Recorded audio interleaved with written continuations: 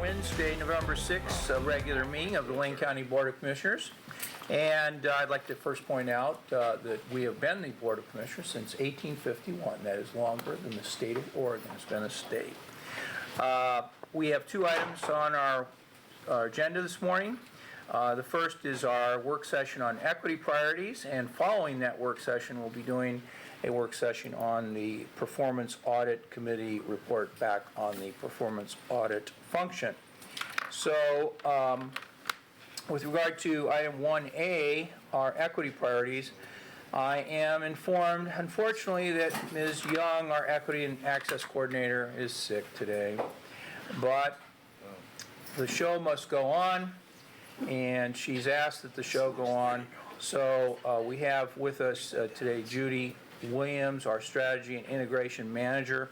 And if you could introduce our guest, who is prepared to do a presentation and facilitation, that would be great. Thank you for Chair Sorensen and Commissioners. And thanks again for taking the time to have this thoughtful discussion on equity. So we had a great discussion yesterday at the board, an update on what's been happening in the last year or so in terms of equity work at the county. And so a lot of the future work that we're going to be doing, really the stage gets set here in that we're trying to get from you what your priorities are, what your insights are in terms of what we should be focusing on in the years to come with what we're calling Equity 2.0. And I will just kind of turn it over so that we can start the discussion. We have about 60 minutes with a brief presentation, and then we'll have a facilitated discussion to get some of your thoughts as well. So we have Terrell Thompson with us here today with Banyan Consulting, and we're really excited to be working with Terrell. And we're doing a several-pronged approach. What we're really focusing in on, hearing from directors, hearing from the commissioners, hearing from our Equity and Access Advisory Board members, and then also the E2 Equity and Education Committee, to really hear from all perspectives, get kind of the big themes, and then move forward with what should our priorities be moving forward. And so with that, I'll turn it over to Terrell. Thank you. Good morning. Thank you all for allowing me to be here with you today. I want to just share with you a little bit about what we've been doing so far and what's coming next. And really the main purpose is to get your feedback, your thoughts on priorities for the county around equity. I wanted to start just by telling you a little bit about who I am and why I'm sitting in front of you today. So my name is Terrell Thompson. I am one of the owners of Banyan Coaching and Consulting. My business partner, Monique Meadows, lives in Baltimore, and we span the country. We do work around the U.S., a little bit internationally, but mostly around the U.S., doing racial equity and equity-focused change initiatives within organizations, as well as other organization development projects. So we both have degrees in organization development from American in D.C. And Mo approached me and asked if I would help facilitate a series of conversations among different entities within the county to figure out what are your priorities around equity for the next couple of years going forward. I think another important piece to know about me is that I'm born and raised here in this county. I grew up just outside of Eugene in a rural area, and I now live outside of Cottage Grove. So this is my home, like these are my people, and it's really important to me to be doing this work locally. And so a little bit about this project. We're starting with assessment and prioritizing. So first I met with the advisory board, we spent a day together, and then spent some time with the directors. And coming next is going to be work with the E2, or the Equity and Education Group, and GARE together. And then we're going to put the directors and E2 and GARE all together to do a final prioritizing. So what you're going to see today is initial brainstorming, it's initial thinking. And we thought it was really important to talk to you as commissioners early in this process to have you share back with us, are we thinking about the right priorities? Are there things that we're missing? What's important to you to be considered in this process? When I met with the advisory board, one of the things that came out of that was they started to look at the work that you as the county are doing and really separate it into these two categories and say, we need to look at what the county is doing internally, thinking about you as an employer, and how does equity play out there, and the county as a service provider. Right? So you've got this internal and external, and what they said is their role is really to support you and your priorities in those two areas. So they're looking to say, how can we support you to make those priorities really happen? And they're hoping that you're going to come back with internal and external focuses. One of the things that we did with directors was ask them, well, we did a couple things. One was started with an assessment that said we did a rose, bud, thorn activity, which really looks at the roses are what's working really well, what's blooming in the county around equity. The buds are what could bloom if they got more attention. And the thorns are what's the challenges, right? What's kind of the sticking points. So we started with that assessment and then used that as a backdrop to say, if we took the county's vision, right, your vision is around being recognized as the best county where you can, for work, living, and playing, right? If we added the term for everyone on the end and really emphasized that for everyone in our county, what would that mean? Right? What would really need to be different for everyone to be able to access that vision? And sort of not surprisingly, what came back at first was the big five, right? People would have access to housing, education, healthcare, food, employment, right? That's not probably a surprise to any of you. But then we pushed further to say, okay, so what would be different if everyone really had access to all of these basic needs? What would need to be different internally in the county? And so what came out of that was the idea that there would be the same access for everyone. That really everyone would be able to access those things. I'm going to come back to that point about the word same in just a minute. But the other pieces that came out of that, as you can see, are around really figuring out how to engage the community in a deeper way around decision making in the county. And we didn't get into what that would look like. This is still, again, it's kind of initial concepts and ideas, but wanting to make sure the county really, that people in the county have the ability to participate, figure out how decisions are made, and that it would need to be very intentional. And I want to reiterate the piece about it being really intentional, because when we're not intentional, inequity happens. It's the way our systems are created. And so when you talk about this first piece about same access for everyone, I would frame it a little bit differently, because what we want is for the outcomes to be the same for everyone, but the access point needs to be different. There's a difference between equality and equity, and I'm not sure if you all are familiar with this picture. It comes from the Robert Wood Johnson Foundation, but looking at the difference between equality and equity, and I think this is an important distinction here in this point. And that equality is about giving the same to everyone regardless of need, where equity is about understanding that we come into this world with different needs, and so therefore we need to meet those needs. And as you can see in the graphic with the bicycles, if you give all of these 4 people the exact same bike, only one of them looks comfortable riding it. Only 3 of them can even ride at all. But rather, if we give bikes that are built to the individual bodies that need to ride them, then everyone can ride.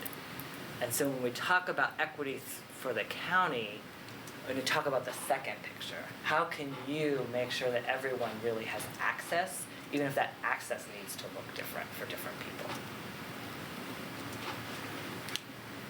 So with this kind of big vision backdrop, then the directors started to look at, okay, what would our priorities be in the short term and the long term for the county? And we worked in different groups and then compared and mixed and matched, and so this is where we ended up. So for the short term, internally, so again, this is as an employer, focus on de-siloing the equality work. So what this means is that equality work doesn't just sit in a bubble over here, but rather it's integrated into everything that the county is doing. If you think about that through something like we have right now in the US, we have Black History Month.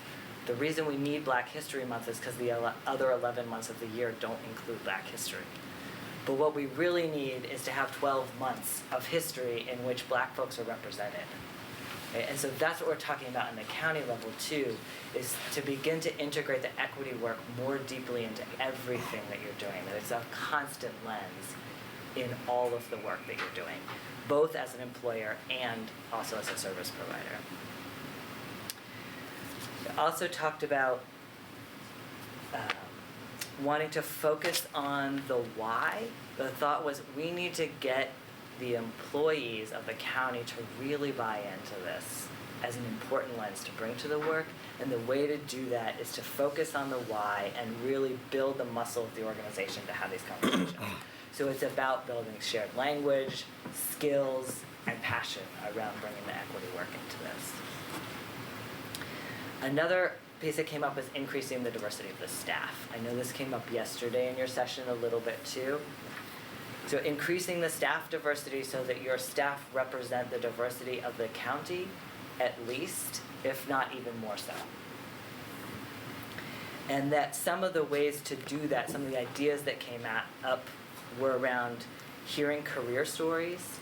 So the idea was to go to people who have been really successful working in the county, who are coming from underrepresented communities, to hear their stories and what's worked for them for success, and there might be learning there.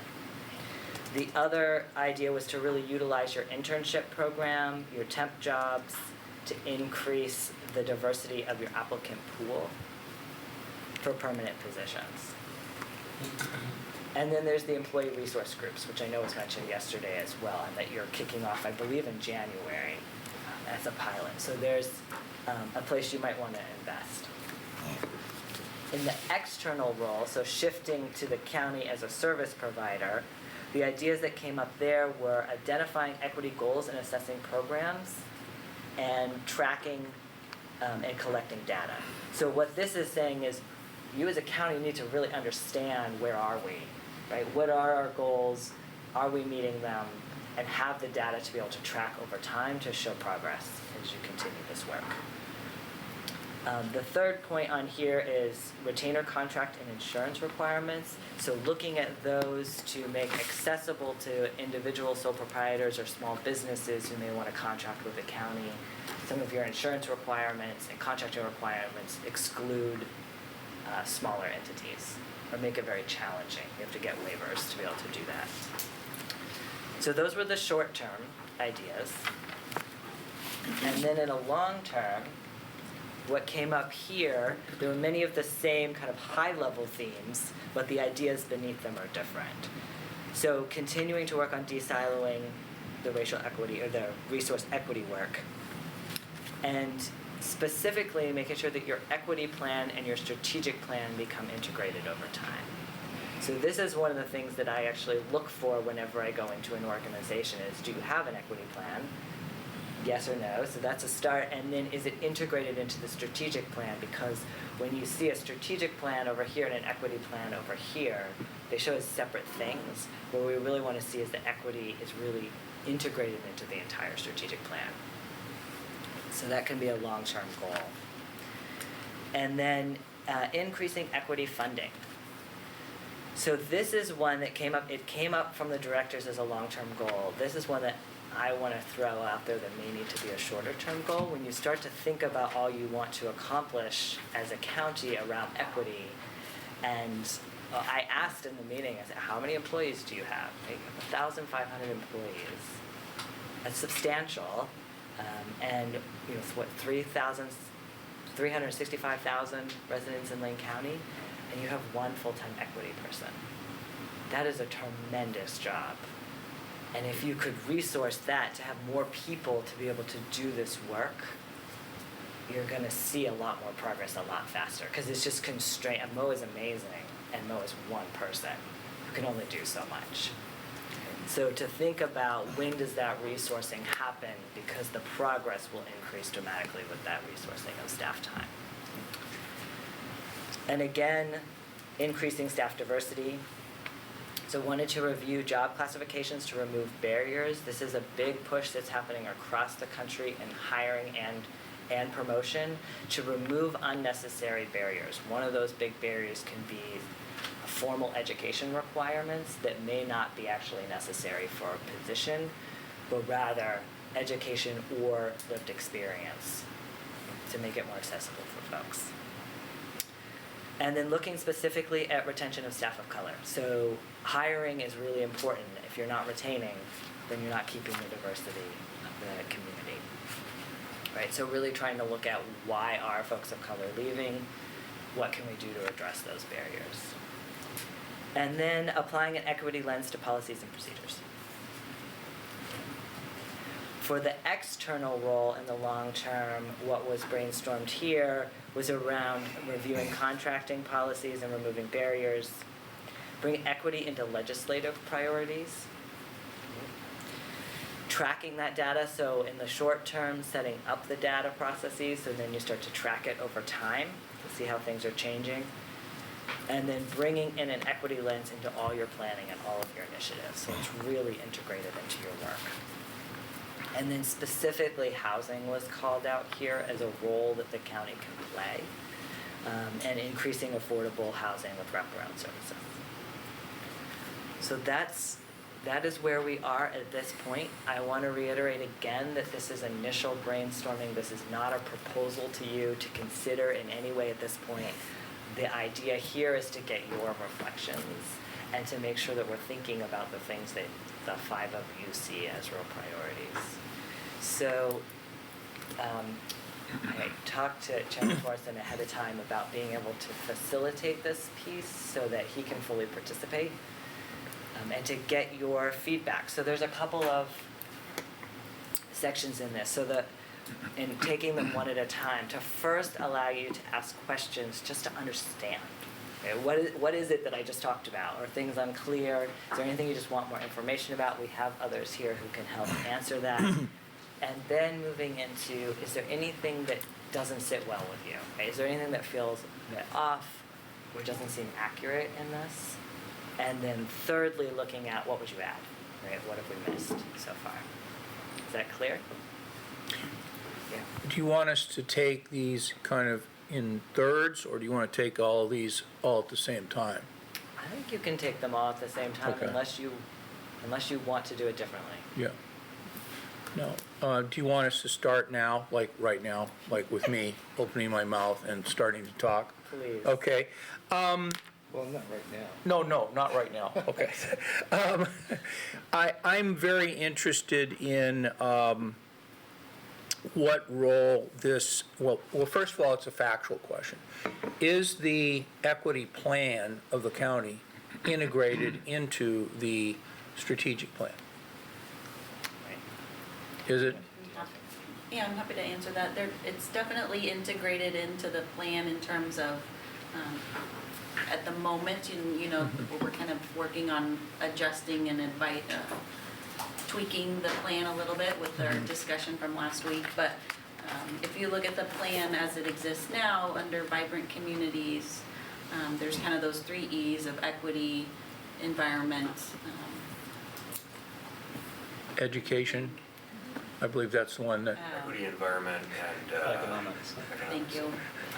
Yeah, so there's definitely very specifics under those that address certain tasks or items that we're working on specific to equity. And then as we talked last week in brainstorming how we might tweak the plan, we kind of started with those overarching standard operating procedures as, maybe equity isn't a specific task, but it's the standard operating procedure, just like having the wheels on the bus and having, maintaining those critical services. So kind of, as Terrell was commenting, interwoven throughout the plan, not just one item or two.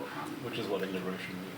and I wondered too, I guess my second area of inquiry or statement is that we've got all these horrible incidents occurring in society, whether it's a bombing of a synagogue or it's a blowing up of a black church or just kind of incidents of hate in our own community, and what is the role for this equity plan when, I mean, you mentioned that we might be working on things like housing.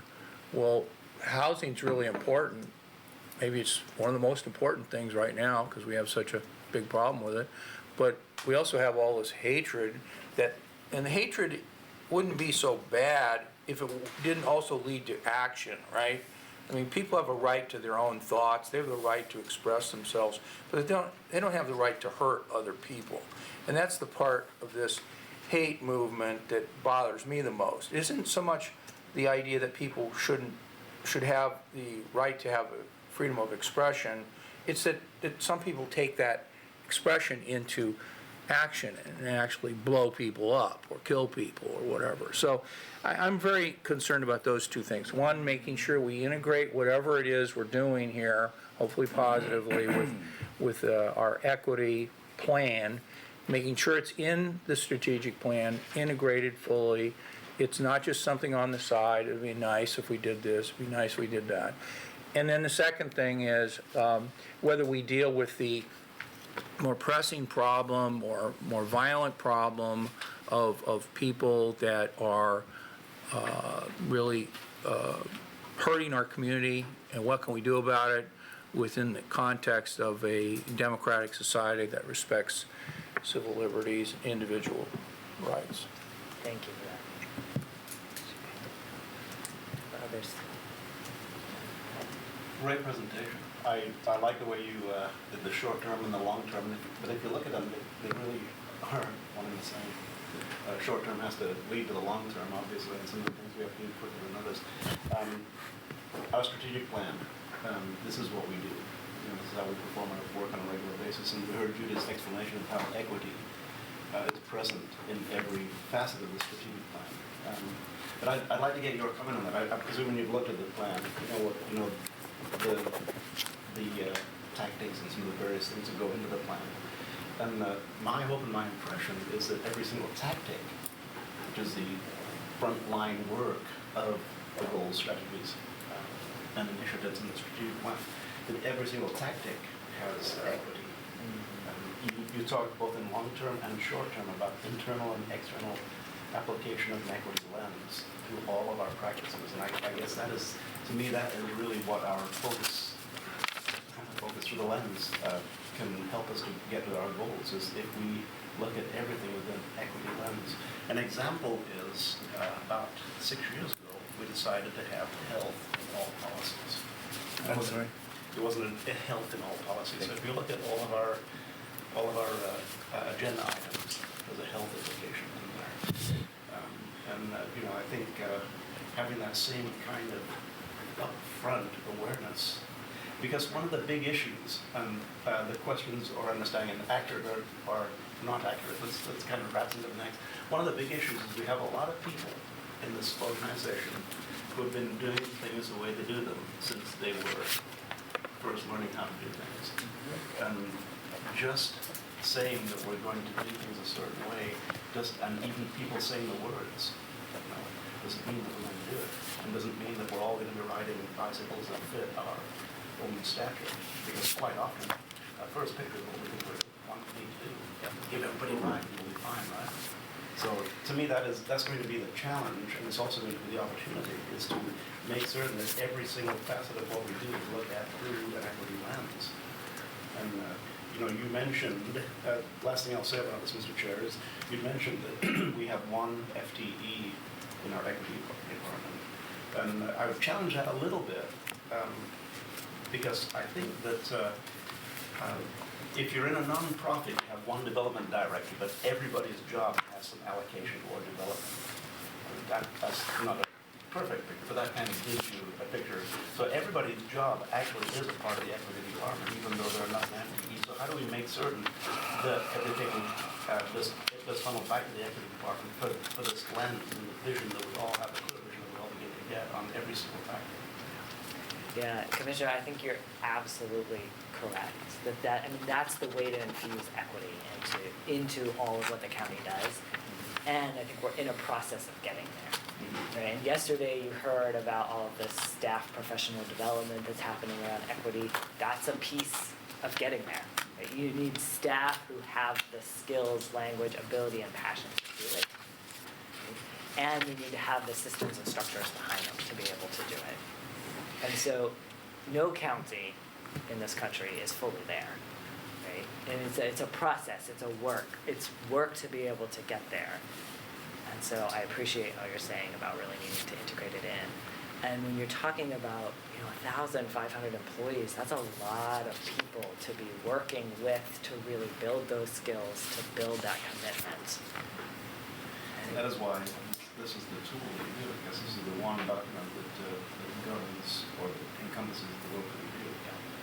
Yeah, when we look at how you create culture change in organizations, we look at a couple of key areas. It's what needs to shift in hearts and minds, right? So what are people really passionate about? Are we holding equity as a real deep value, right? The behaviors that need to shift and the structures, right? So the strategic plan is one of those structures that needs to have the equity really integrated into it, but that alone isn't going to do it, just like having the passion for it isn't going to do it alone either, right? We need to integrate all of that. And one thing that changes people's behavior is one of the most powerful things that has to happen. Commissioner Sorensen was alluding to it, and that is a significant emotional event, a significant event. The punch in the nose, and now it's yours.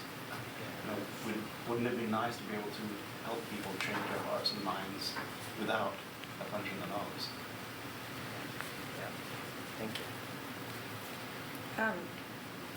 I wanted to go back a little bit to the bubbles where, you had the big 5 issues, but when you looked forward as to how to do that or what that meant, one of those was community engaged in decision-making in a deeper way, which I think is, wonderful to be able to include the community in what they expect the county to be able to instill as value and actually turn out as a service to folks. The one hindrance, which I think is pretty significant to making that happen, is that people don't know what we do. When the community in general really has a hard time understanding what the county does, engaging them in a way to help make decision-making for us, I find as a significant hurdle. It could also be a way in which to educate the public about what we do, if we can flip it around, and how we go about how are we going to go about engaging the community? Are we going to have open houses about equity for the county and what that looks like for people in our community? Or are there going to be specific initiatives in a department, let's say, where we invite the community? And how do you get people who don't typically come to a government event where their voices are highly valued?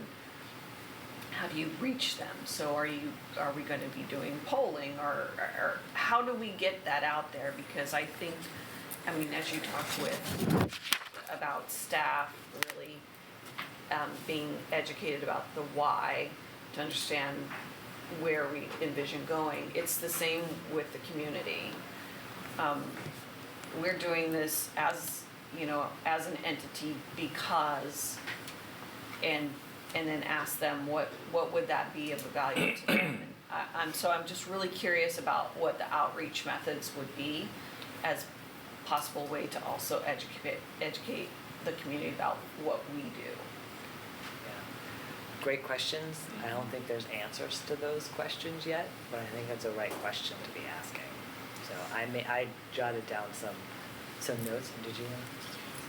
Just that, our equity, we have one member of our Equity and Access Advisory Board who's here.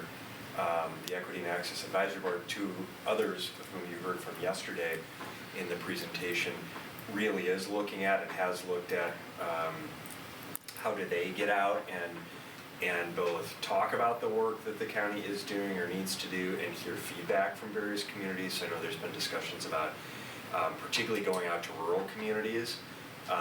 Most of the meetings, we have an Equity and Access Advisory Board meeting tonight at 5:30, so those are public meetings, you're all welcome to come to those. That we typically have done them here or in the Charlton building, although I think one was in Junction City and there've been a few around. So that discussion is happening, and I would really think about and use the Equity and Access Advisory Board as one of those bridges to the community. They are all volunteer representatives that are diverse both in terms of their racial, ethnic, and other backgrounds, as well as their geographic representation of the community. So that's one way to think about a outreach and communication.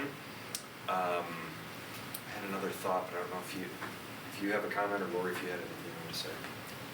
Thank you. Lori, do you want to come up to the table so we can get the Just the Microphone. microphone? record. Thank you. I wasn't prepared to I speak, didn't but mean I'm to put you also on the sort of spot. always I'm prepared to sorry, speak, yeah. because you know me.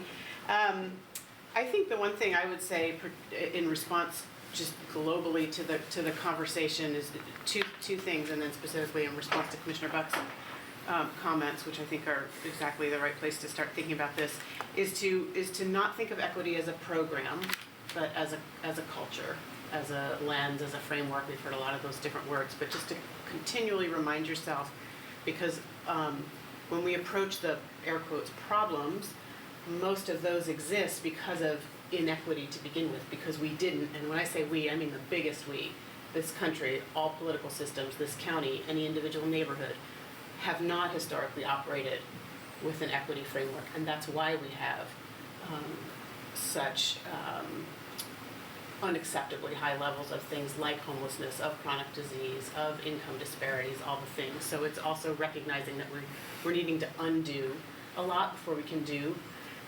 That said, I think one of my favorite and most useful maxims I've always held on to in planning is, start where you are, use what you have, do what you can. Because it can be really overwhelming and discouraging to think of the giant ideal in the sky and then feel like there's such a gulf to get there, how will we ever? And then it's easy to get into that sort of mindset of it's just too big to overcome, or we're just chipping away, but we can always do something. This meeting is doing something. And so as far as reaching out to community about what the county does, start where you are. What are the mechanisms already in place that you're already doing? You don't have to add anything on. That you can elevate or enhance. What do we already have? Use what we have.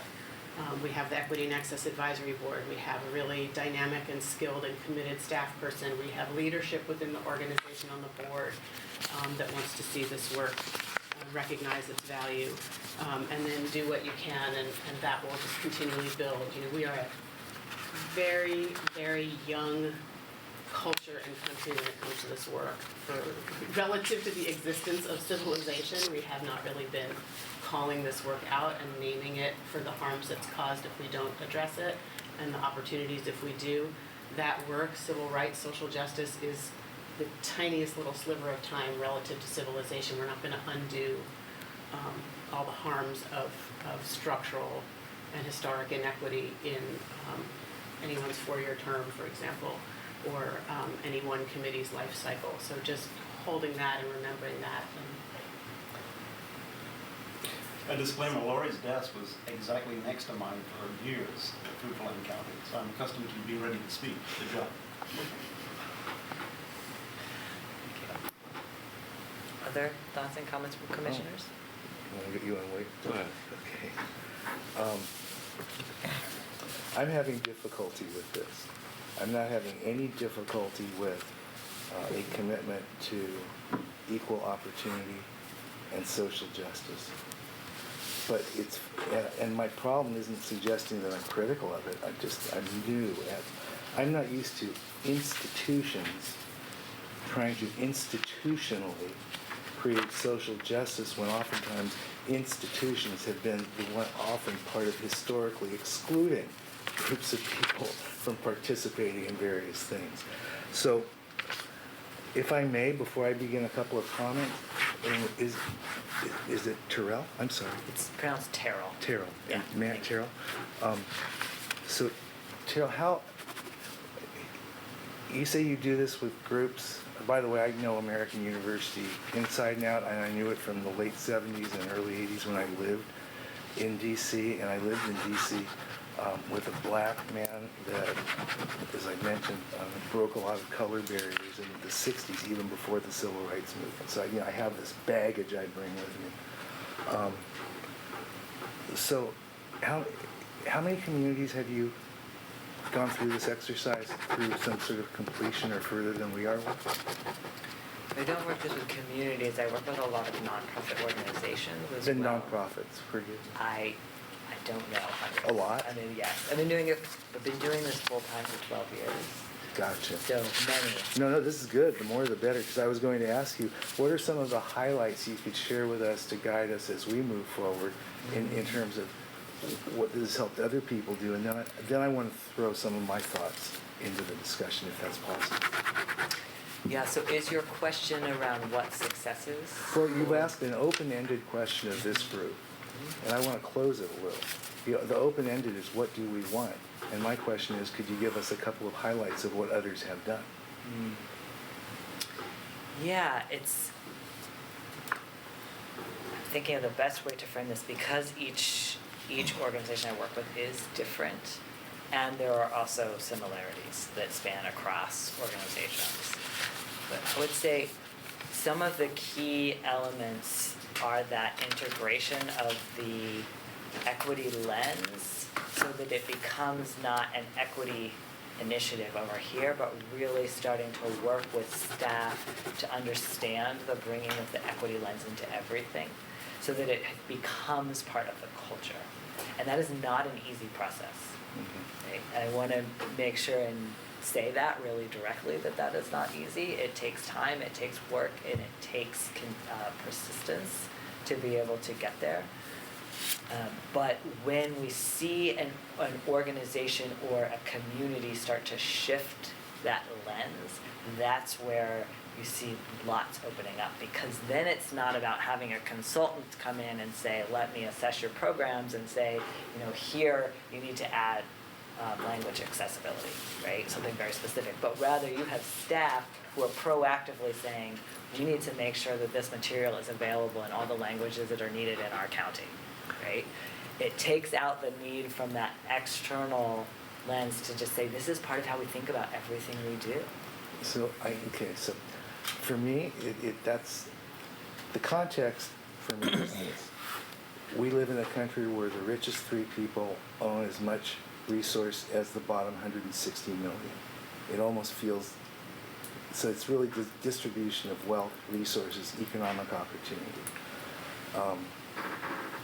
Hate organizations, according to a news thing I read Monday, are up 30% in the last 3 years in the United States. Hate organizations. So it didn't, nor do I know the numbers involved in them, but it was just that members of groups and sort of white nationalist type hate groups.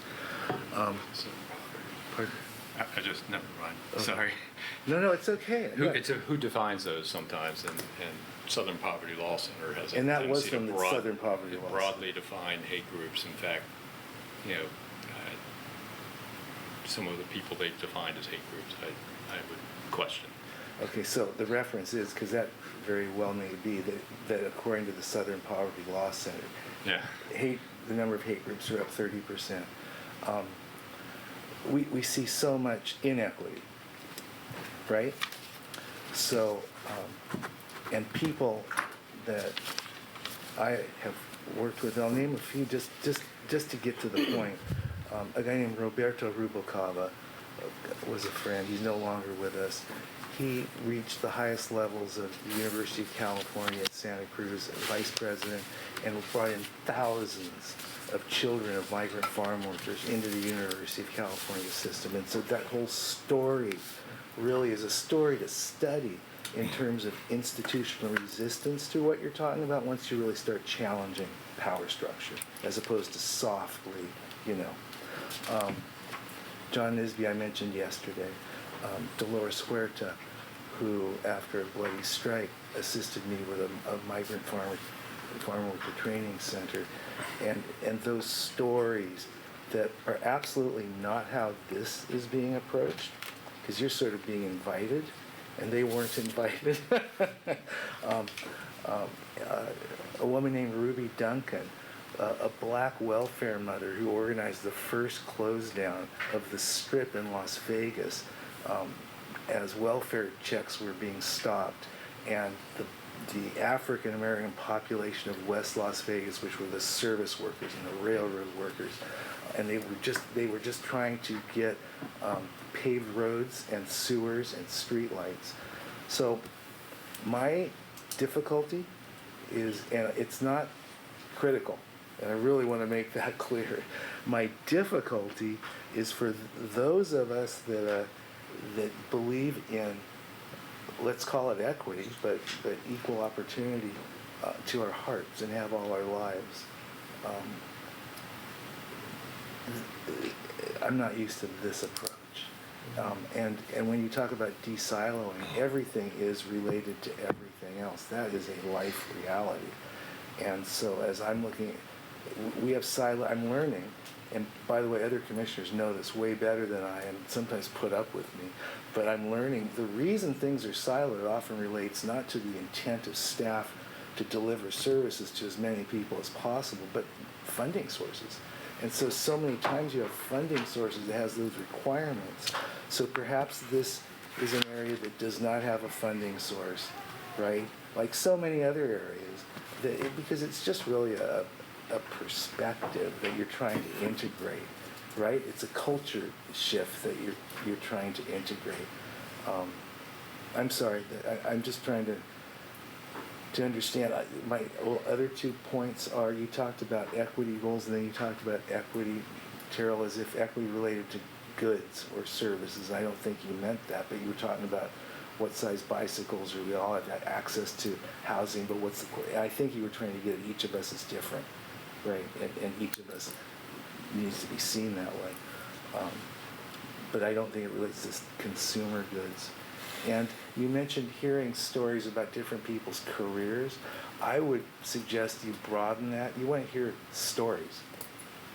And the stories are really, to the degree we have elders and people who have lived this struggle, share their stories with children and with us. You know what you also create in a community? You create culture-carrying competence. You create the ability for generations to be able to tell stories and share stories and bring the past alive with them today. And I think that's really important for this particular subject too. I appreciate everything you just said.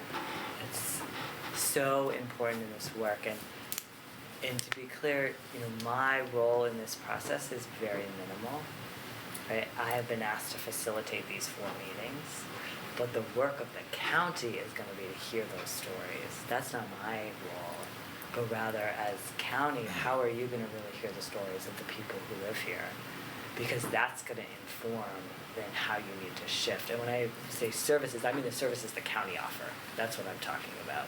The services that you're providing to the people who live here, and how are they working and not working for the people who live here. And the role of this project is really to say, as a county, it's important to figure out what your priorities are, to dig in deeper, because with limited resources, if you have 50 priorities, you have no priorities, right? Nothing is actually getting the full attention. And so this is to say, what are your priorities? Where are you going to put your attention to then go deep and hear those stories, build from the ground up? So thank you. I appreciate all of what you said. I wanted to have another round if it's possible, but Commissioner Bosevich hasn't spoken yet, so. Yeah, thank you. I'm very supportive of a lot of where we've wrapped equity into our strategic plan. You can see it in multiple places where we talk about access and diversity. And I think we've done a lot of great work around that, but I'm always a little bit afraid when I hear somebody talk about equal outcomes versus equal access. And your description of that was a little bit, things that seemed a little bit off to me. That was one of those things. I am a super strong believer in the individual, the sovereignty of the individual and individual rights. So one of my questions on those two pictures kind of is who's paying for the bikes? Who's paying for the bikes? Yeah, because that makes a difference. And was it voluntary? So and why are they getting the bikes? Is some of the questions. If the bikes are about represent being able to access a jury box, then we need to go to that second picture. Because they should all have a right to serve on a jury. That's that's a little bit of a difference. But if the bikes are about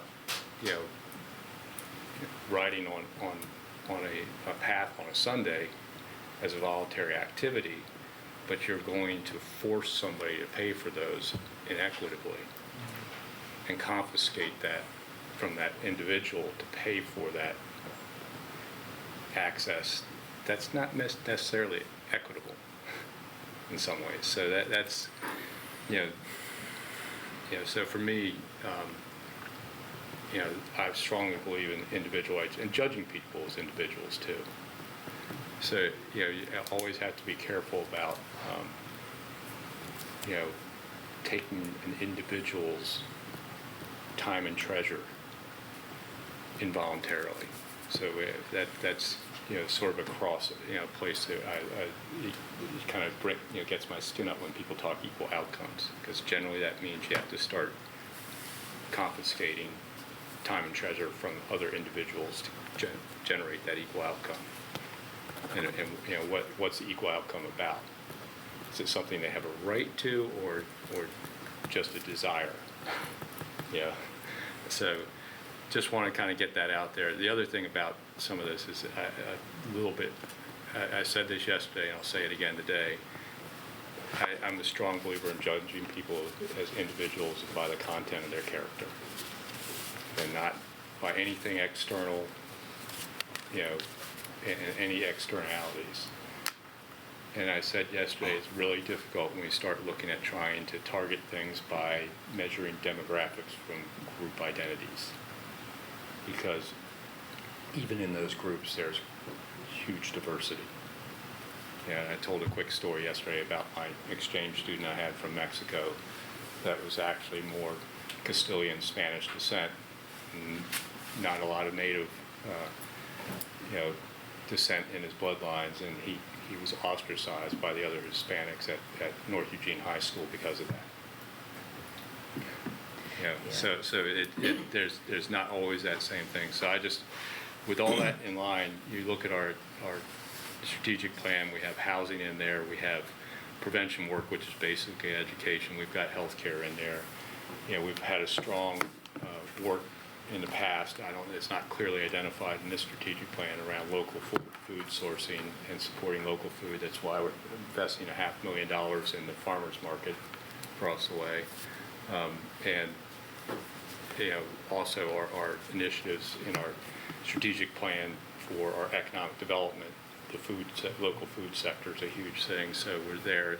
The work we do in employment. So we're working towards a lot of this stuff. I think it's wrapped in, but I just wanted some little cautionary stuff and that we just be careful about,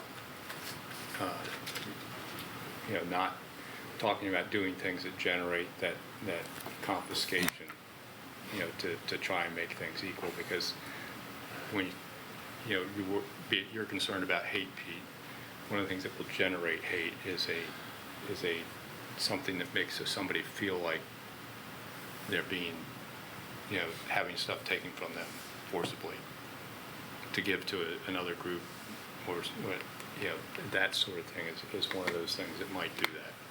But that, I just want to kind of put that out there. Be careful about using the term equal outcomes, and just be careful about not treating people as individuals. Is it appropriate, can I make one comment, just because I appreciate what you're trying to get at, Commissioner Rosevich, and what I would offer is, with going back to this metaphor, if the county, the idea here, the county is already providing bikes, let's substitute any service or, so it's not about, we suddenly have to add in provision of all these extra kinds of bikes to accommodate everyone, we're already doing it. So it's, are we providing the ones that constituents really, the people in the county really need? And in terms of a cost, which is obviously a priority for the commission to consider, everything comes with a cost, and there's often a cost to not providing equitable services. It's just which side of the ledger who's bearing that cost. So I think this is actually a way of thinking about increasing effectiveness and efficiency of county services to get the results we want, both fiscally as well as on a human level. So we're not just adding in, let's start buying new bikes that we don't already have. We're already buying people bikes, or imperfect metaphor, but so it's just it's a really subtle and maybe not as sweeping of a rethink in some respects. And I think what's important is that when we do things that create that there's not a limited supply of justice, and so that creating opportunities for someone else to have their rights protected and to have justice doesn't mean somebody else has less. It just means where are we putting attention, energy, focus, and priority. And so But I just wanted to offer that. I agree with you, and that's kind of where I was saying it. The perspective there is, you know, what do the bikes represent, who's paying for them, and, you know, confiscating somebody's time and treasure involuntarily is also unjust. Commissioner, I appreciate you bringing that up, because one of the fears behind equity work is often that I'm going to have to give something up, right? And that fear is very real and alive in our community. And what this is trying to show is, in this picture, nobody is giving up a bicycle, right? Everybody is getting a bicycle that works for them. And that's the goal of equity work, is it needs to move everybody forward. One of the examples that can use is if you look at curb cuts in sidewalks. Curb cuts used to not be a thing at all, and now they're everywhere. And they were started because we had Vietnam vets coming home and a lot of people in wheelchairs who couldn't access the sidewalks. Yeah, And as a civil so engineer, I put a lot of the curbs, You know about curb cuts. right, curbs do come at, it did come at a I remember when the financial standards cost. changed for streets. It came at a financial cost to put in curb cuts, right? But who has benefited from curb cuts? People in wheelchairs, anybody with a stroller, anybody with a suitcase, right? We all end up benefiting from curb cuts. And so what we want to look for is where are those pieces that you can shift to make sure they're accessible to everyone and are really bringing everybody forward. That's what equity is all about. So I really appreciate you bringing up that concern, because it's a very real and life concern. Yeah, Chairman?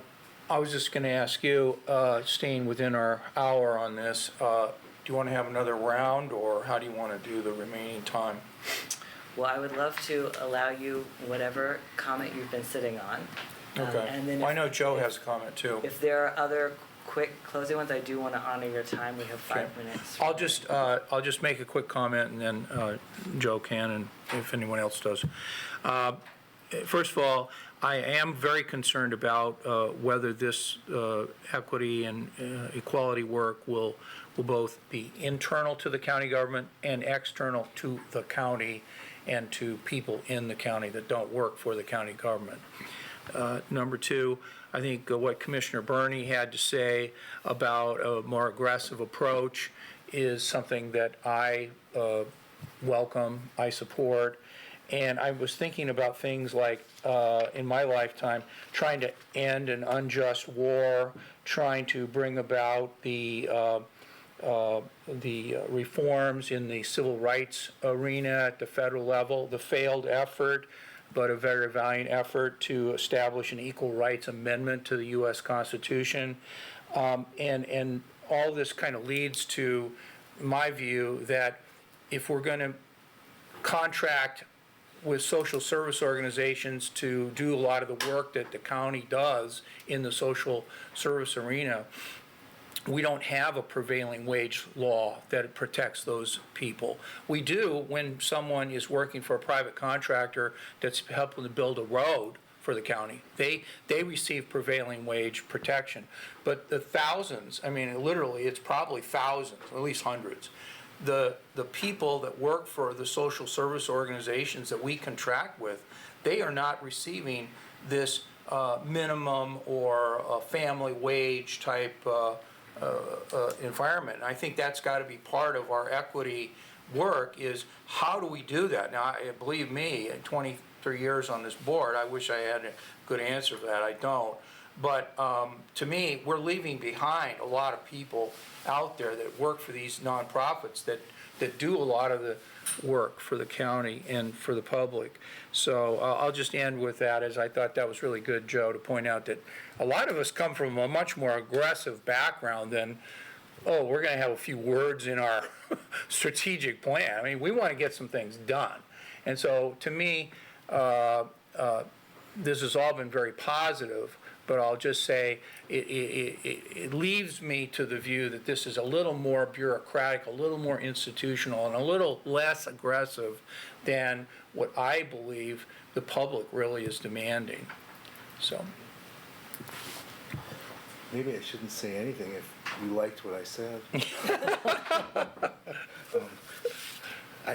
I would like to suggest that if there is such a thing called the equity community, which I think we all think ought to be the community, strategically look at, I don't mean to be, I'm just, look at I think Lori or someone said, at existing efforts that you can leverage off of, right? And one effort that everyone in this room had voted to bind a future courthouse building with was borrowing from the building trades. And we're calling it a community benefit agreement. And within that, that's something that exists with the will and the desires of this body, and it really identifies common ground, because it really identifies prioritizing local hires, prioritizing local procurement of materials, right? Recycling money in the community. And it also prioritizes something that the Supreme Court has held as enforceable, which is diversity in the workplace. And this is not new. And that diversity relates to legally enforceable targets for recruiting young women and men into registered apprentice programs with jobs right now waiting for them with living wages. And the reason I'm mentioning this to you is because if you talk to lots of nonprofits and others, and people are grasping in a sometimes hostile feeling environment for this stuff, this is something that I'm frankly amazed at how much traction we're getting in Oregon for this now.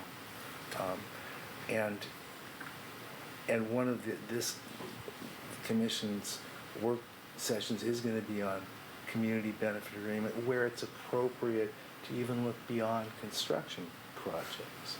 So I encourage you to look at how that can tangibly impact some of what I think are the implicit and explicit goals that you're trying, and that this effort is trying to promote. Thank you. Thank you, and thank you all commissioners for allowing me to be here and for entertaining the conversation as well. And I think Mo shared with you yesterday that we're coming back to you in January with an actual proposed, here what we think the priorities should be, and get your input at that point. So thank you for being willing to step in early on in the conversation to help influence what we're looking at through this process. Great. All right, well, thank you so much. We really appreciate your facilitation of this time, and Judy and Mo and all the other folks in the county organization that helped. And thanks so much for our members of our Equity and Access Board, and they give freely of their time. So thanks so much for this morning. Thanks a lot. And we'll ask our folks to all come up to the table here, Ms. Holmes as well, and we can transition to our second item. Oh, Judy, would you do me a favor? Could you give this to Diana? Yep. Yeah. So as we are, Ms. Miller and the Johnny half of Beppy and Gianni, could you come forward to, is there enough chairs? Oh, yeah. Okay, all right. Now, why don't we first read this item for our agenda, and as we're having item 1B, our work session on the Performance Audit Committee report back on the performance audit function. Among the people that are here would include our County Administrator, Steve Mokrahysky, Alana Holmes, who's our Lane County Human Service Director, Shanda Miller, former performance auditor and member of the Performance Audit Committee, Dennis Hingemans, former chair of our Lane County Budget Committee and also a Performance Audit Committee member. And so just to put names with faces, why don't we start with Steve and work around the table to have everybody introduce themselves. Steve Mokrahysky, the County Administrator. Hi, Alana Holmes, Human Resources Director. Dennis Hingemans, Audit Committee member. Matt Snyder, Audit Committee member. John Borofsky, Audit Committee Chair. Mike Finch, Director of Technology Services and ex officio. Greg Rickoff, Director of Operations and ex officio member. Shanda Miller, Audit Committee member. Jay Bozovich, Commissioner. Joe Burney, Commissioner. Pete Sorensen, Commissioner. Heather Buck, Commissioner. Pat Barr, Audit Committee member and Commissioner. Okay, we have set this up for a presentation and about 30 minutes and then a discussion involving everyone present. So I'd like to just turn this over to Steve Mokrahysky for the introduction of the presentation. Thank you, Mr. Chair. So we have a relatively brief presentation. We'll just walk you through a little bit of history, present a couple questions to you, and then provide an opportunity for audit. I know that we scheduled time for Mr. Hingemans and Ms. Miller to share comments, but I'm sure that the board would like to hear from the other audit committee members if we have time, as well as any ex officio members. I want to just start by saying that our purpose today really is to seek general direction from the board on what you'd like to see with next steps with this role. So before we go down a path to sort of reset, look back to at least 2014 when this newly recreated position was established, and where we were at as an organization at that time, where we're at today, consider sort of the differences in roles that you potentially could get depending on what you're looking for. I want to say, for my part, and I think at the staff level, we're not here to advocate for one option or the other, but rather to present you with the pros and cons and different things that objectively you will receive depending on the direction that you want to go.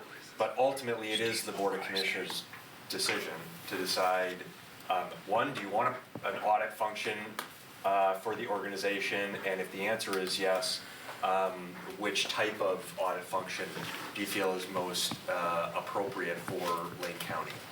So these are the few things we'll just talk about history, couple options that we'll present to you, as well as others we certainly could discuss, hear from Performance Audit Committee members, and then a little bit of board discussion. I'll turn it over to Alana to talk a little bit about the history. Thank you. Chair Sorensen, Commissioners. So I'll talk a little about the history, but certainly I think we provided extensive detail around the history of the position, the iteration to develop it in a different way over time. But for those who may not have heard this in the audience or that might be watching, I'll just provide a little bit of an overview.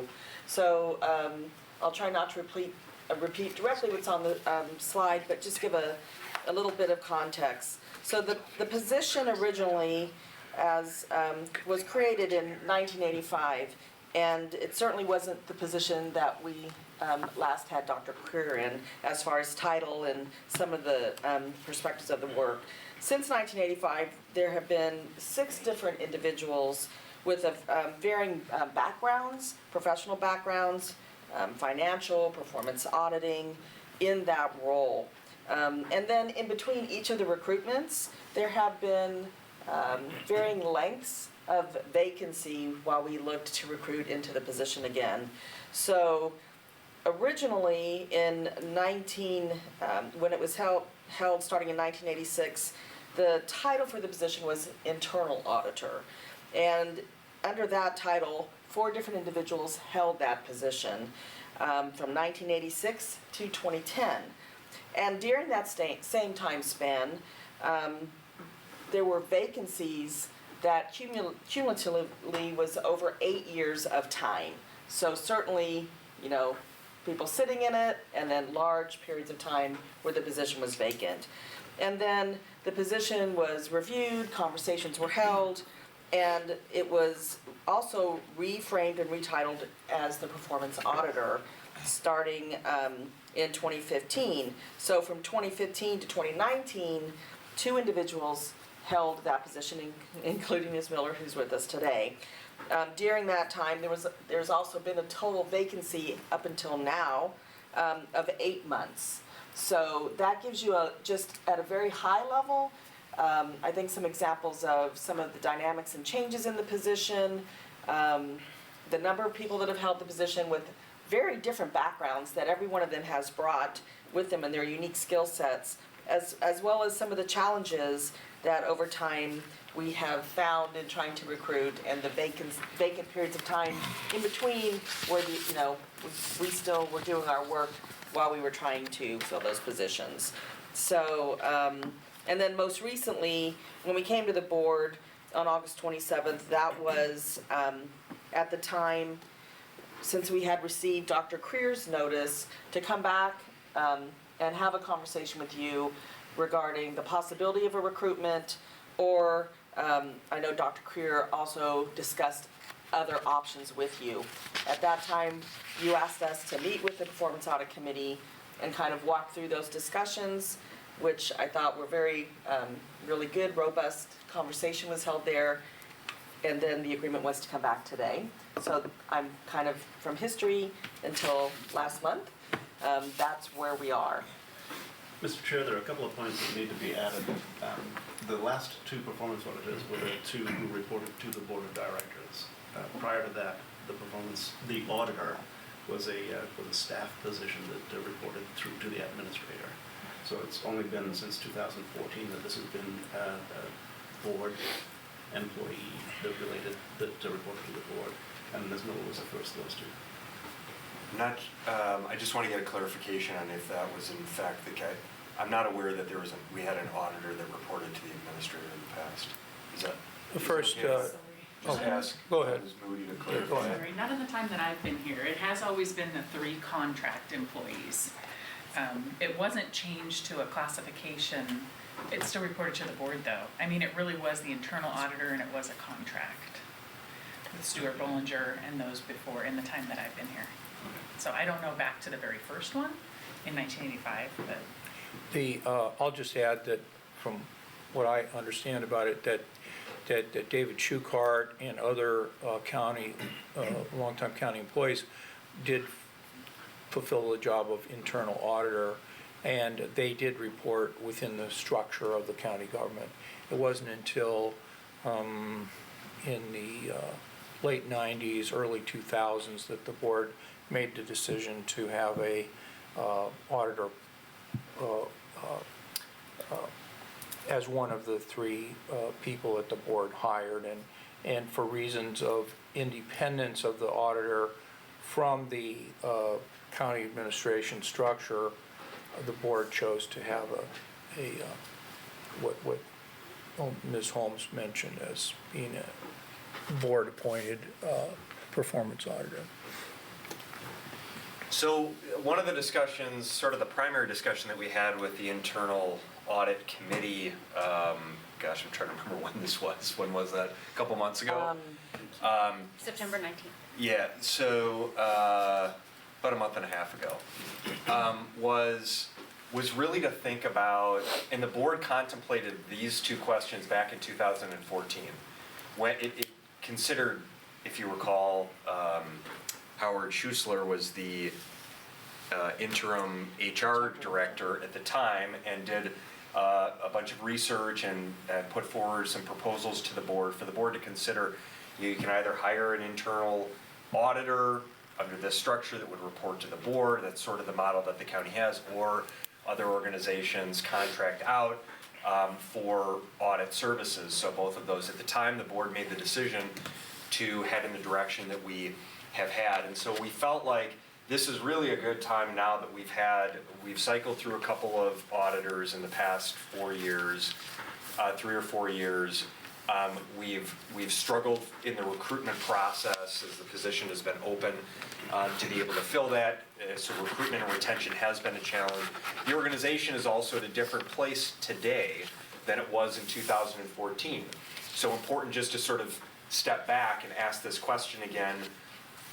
What are you looking for? What is the Board of Commissioners looking for in this function? And so we present these questions to you, and these are sort of generalizations of what you would get, but I think it's really important that to understand that as an objective matter, generally speaking, if you hire someone internal to the organization and that reports to the Board of Commissioners, you are more likely to get someone who has a direct level of accountability to the board, a higher level of accountability.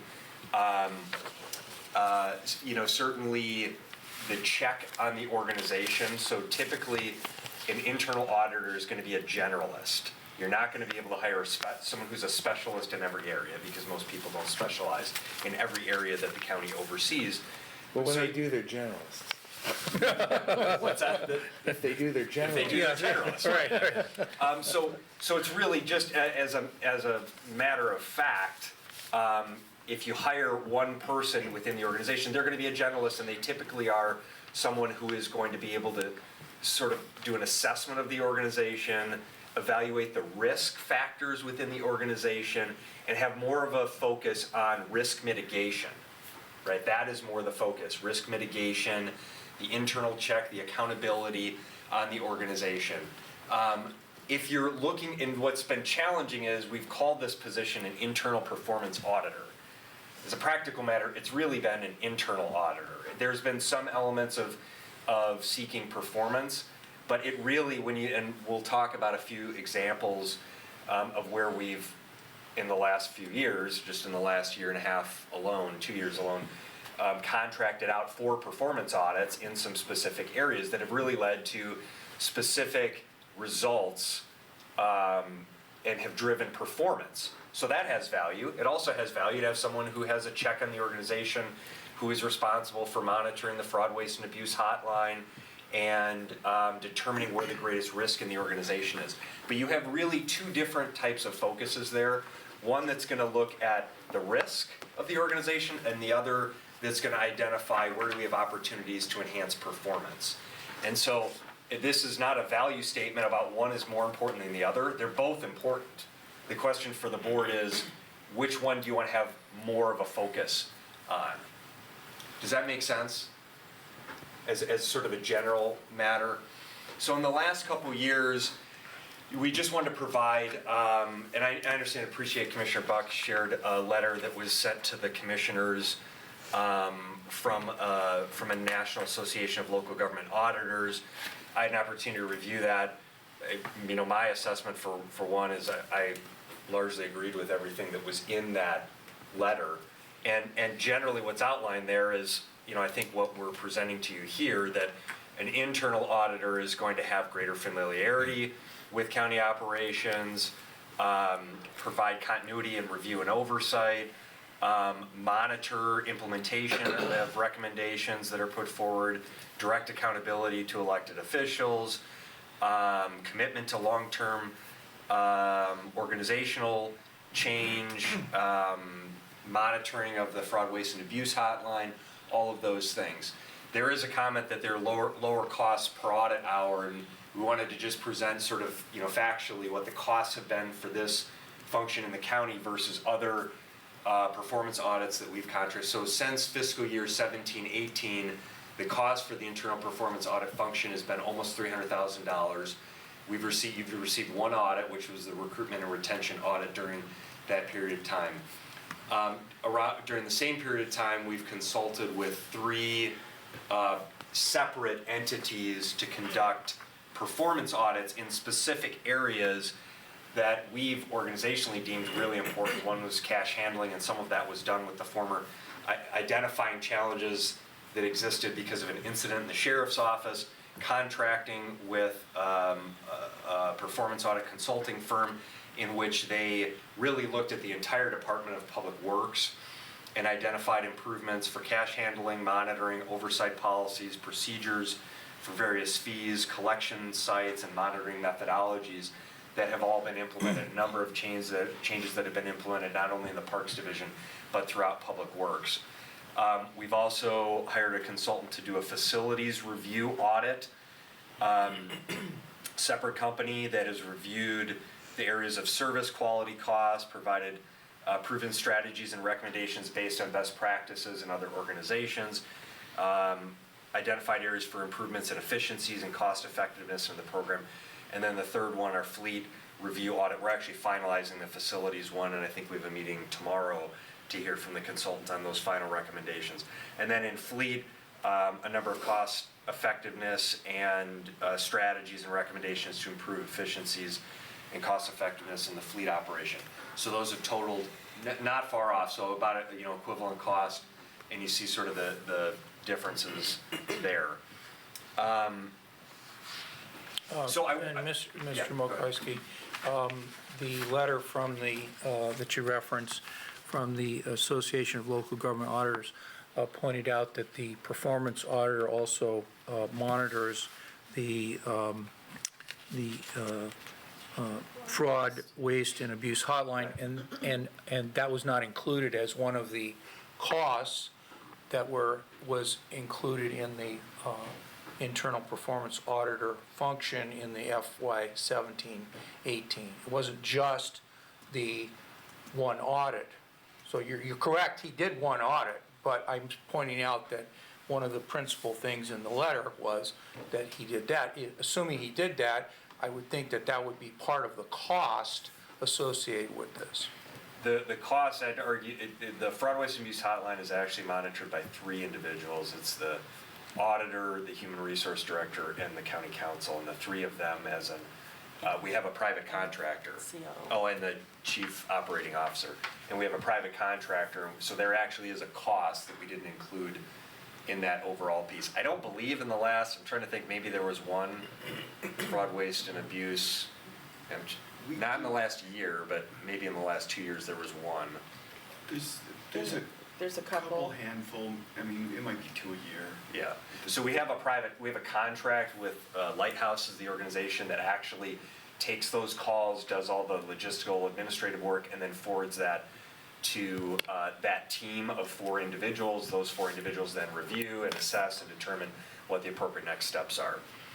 So that's really a team-based approach, and we didn't include it in here because there wasn't a significant body of work involved in that. But it is a responsibility, a part of the responsibility of the performance audit function. I want to just share with you, I think it's important in the context for the board to understand this, that in the last year and a half or so of this function, there have been a number of real challenges. And so if the board's decision is to continue to go in the direction that we've had, which is an internal appointed auditor that reports to the Board of Commissioners and works with the audit committee on those things, I think there is a desire among the other leaders in the organization that there be a greater oversight of this function. There were a lot of challenges both with administrative oversight of the last auditor as well as performance oversight. So administrative oversight, things being issues around time management, process, authorizations, performance oversight regarding a lot of the technical work for the last audit was done by staff within the organization that was directed by the auditor without a lot of accountability or collaboration with the actual directors that oversee those functions. So there are some practical considerations that if you do move in that direction again, I think we'd want to make sure that there is a clear process for both administrative and performance oversight of that function in a way that I think there were a lot of concerns that presented themselves in the course of at least the last year and a half. Okay, so that's sort of a general overview. We can talk more about, if you have questions about, those different options, those broader options.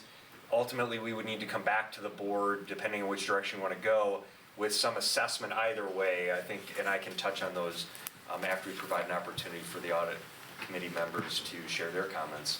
So we have Mr. Hidgmans and Ms. Miller listed here, but certainly, Mr. Chair, would defer to you if you'd like to call on others at the table to speak. Okay, I'll start.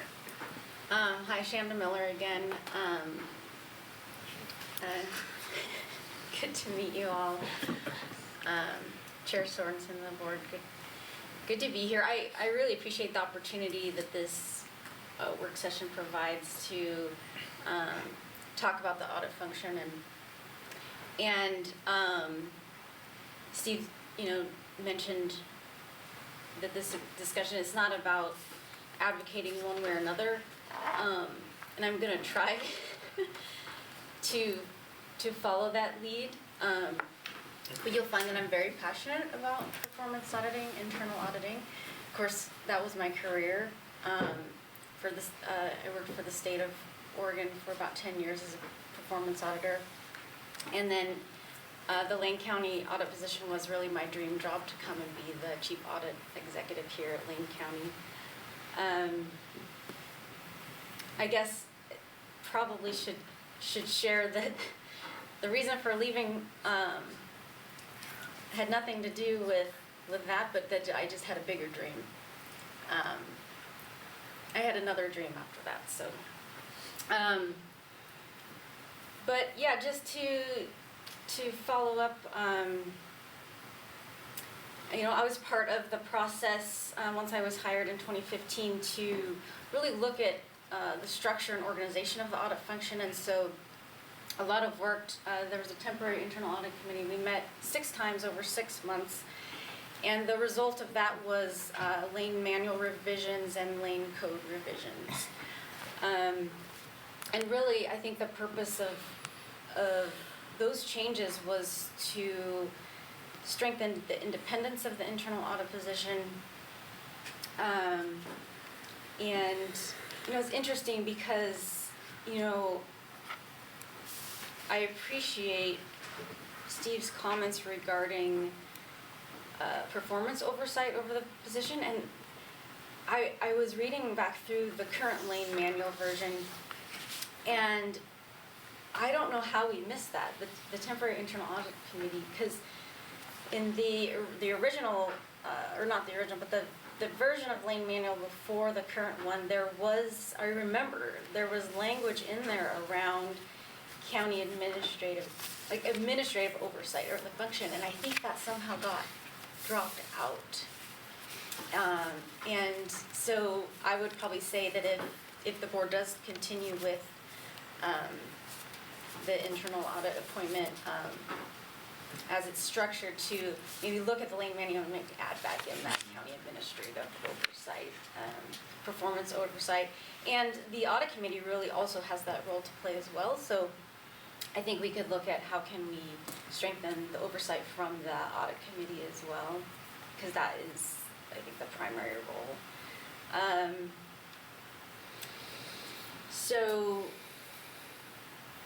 And so a lot of time and effort went in over those 6 months to really look at the structure, what the function is supposed to do and achieve. And it was quite a long process, and I understand that it was, and we're in a different place now. But I just wanted to kind of just mention that. And then, let's see. So in sort of this idea of looking at the pros and cons. So basically looking at the options laid out, do you want an internal check on the organization, or do you want to drive high performance? And I actually believe that if you get the right qualified person in the position, I believe you can have both, from the internal auditor, from the county performance auditor. Basically the purpose of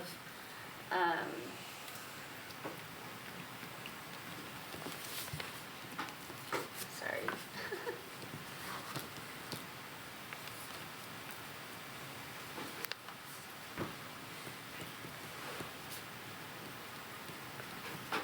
Just looking at my notes here.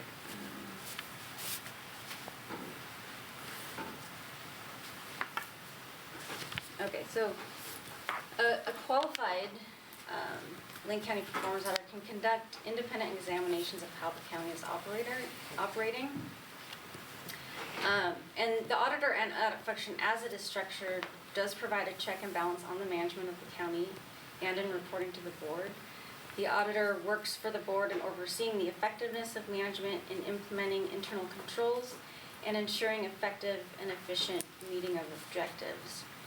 So just wanted to define performance auditing a little bit, as well as ensuring that program objectives are aligned with Lane Code and policy and in meeting the needs of the citizens of Lane County. So really the purpose of the auditor is to ensure that county programs are meeting the objectives that have been laid out for those programs to meet.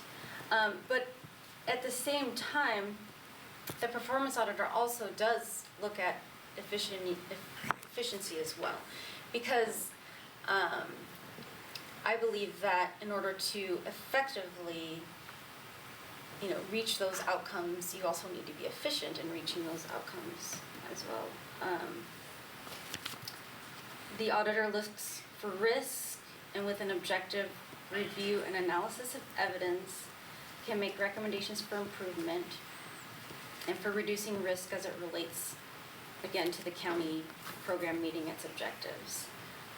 An internal government auditor is required, and according to Lane Manual, required to follow nationally recognized standards, government auditing standards, to ensure accuracy and usefulness of audits. All recommendations are aimed to improve county objectives. An internal performance auditor can also introduce new perspectives, tools, and approaches to deal with challenges. Audits may provide a new course of action, recognize achievement, and identify opportunities for improvement. So I kind of want to address this, what's been mentioned about an internal auditor being a generalist. And with my 12 or so years of experience as a performance auditor, I'm going to push back a little bit on that. Yes, we're generalists, but we have unique research skills and interview skills, and we are trained in auditing standards where we perform audits in a way that we look for objective criteria for program. And sort of the structure of our audits are the same no matter what topic or area we're looking at. So when I was at the state, I audited, at least 10 different agencies. I can't remember how many audits I did, but it averaged about one a year because the state is such a large organization. Performance auditors have unique research skills and interview skills. So I'll just give an example. So while I was the performance audit here at Lane County, I did a road and bridge maintenance audit, a behavioral health audit, financial condition audit, and a cash handling audit at parks. Now, going into all 4 of those audits, I didn't have prior experience working in any of those programs, but I could bring this lens of how I approach my audits, interview skills. So for example, the road and bridge maintenance audit, I basically spent time researching best practices. I I got on the phone, I called the state of Oregon's specialist in assessing bridges and what do they use to assess bridges, and really spent some time. And that audit actually, I believe, only took me 4 months. But I spent time really doing the research and understanding best practices. And then I took that and I assessed the Road and Bridge program and looked at how they were assessing bridges, how they were assessing roads, and then I made recommendations to incorporate these best practices.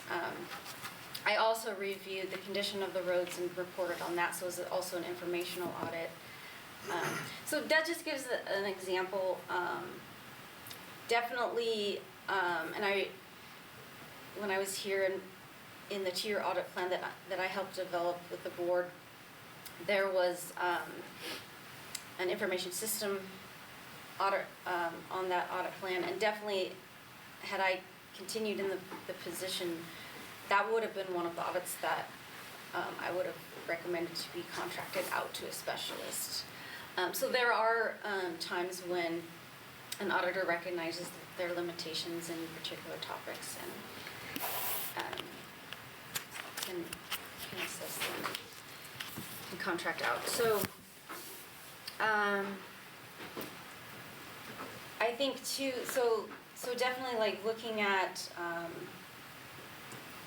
this choice, I guess, between maintaining the internal audit position or contracting out for more of contracts looking at improving efficiencies. I think it can be an either or, and I think, or it can be both.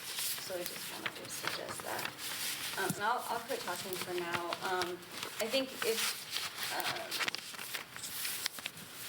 the board chooses to continue with recruiting for the position, again, I have some other things and some recommendations and suggestions for really getting the right person on board, because I believe that getting the right person on the bus, I think you're going to get back to those high quality, efficient audits.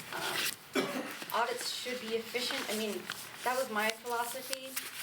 If I'm auditing the efficiency of other programs, but me as an auditor, I'm not being efficient, like, makes no sense, right? So really getting someone with a lot of years of government auditing experience, who has a track record of efficient audits, and so I can talk a little bit more about that as we move into that conversation. But I'll just stop talking for now.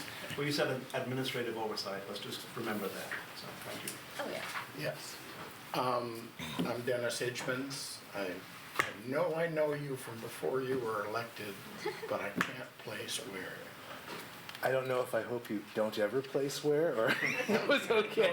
No, You look really familiar too. Okay. Yeah. I have sat at this very table for over 30 years. At that end, many times as a budget committee chair, and at that end as a presenter.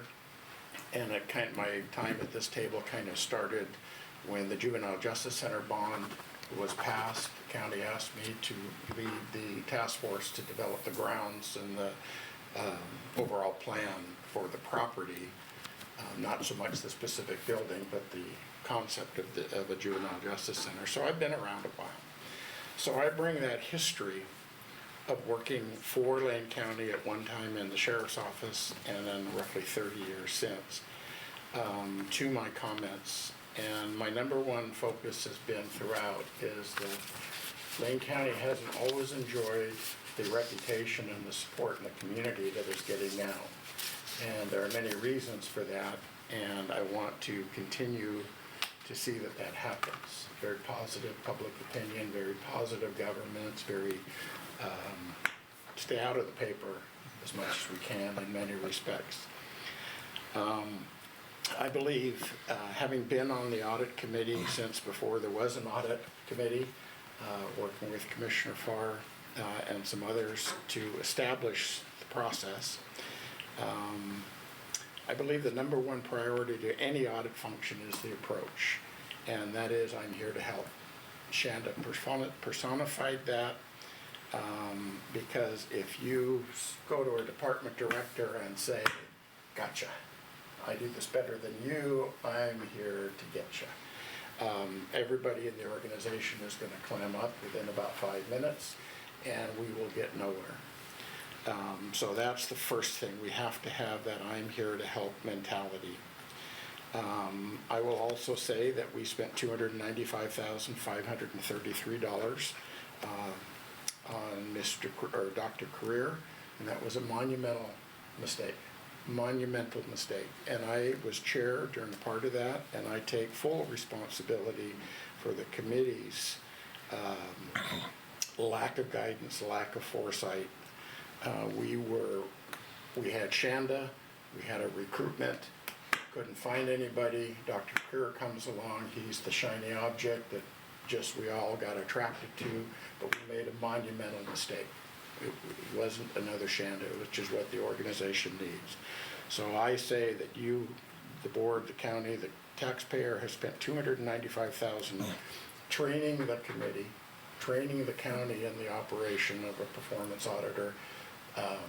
Don't waste that money that you have spent training us. We will, as a committee, perform better in the future. I fully support Mr. Mokrzyski's two-pronged approach to the performance audit. When a specific research project on a specific issue that is tied to efficiency and service delivery is appropriate, I think it's appropriate, and we should do that. And then we should also have an internal auditor, similar to what we had when Shanda was here, to do our own audit, do our own risk assessments, follow our already established, highly credible risk assessment that I'm happy to read with you, but it's just to accept that it's there, it's valid, and there's still work to be done.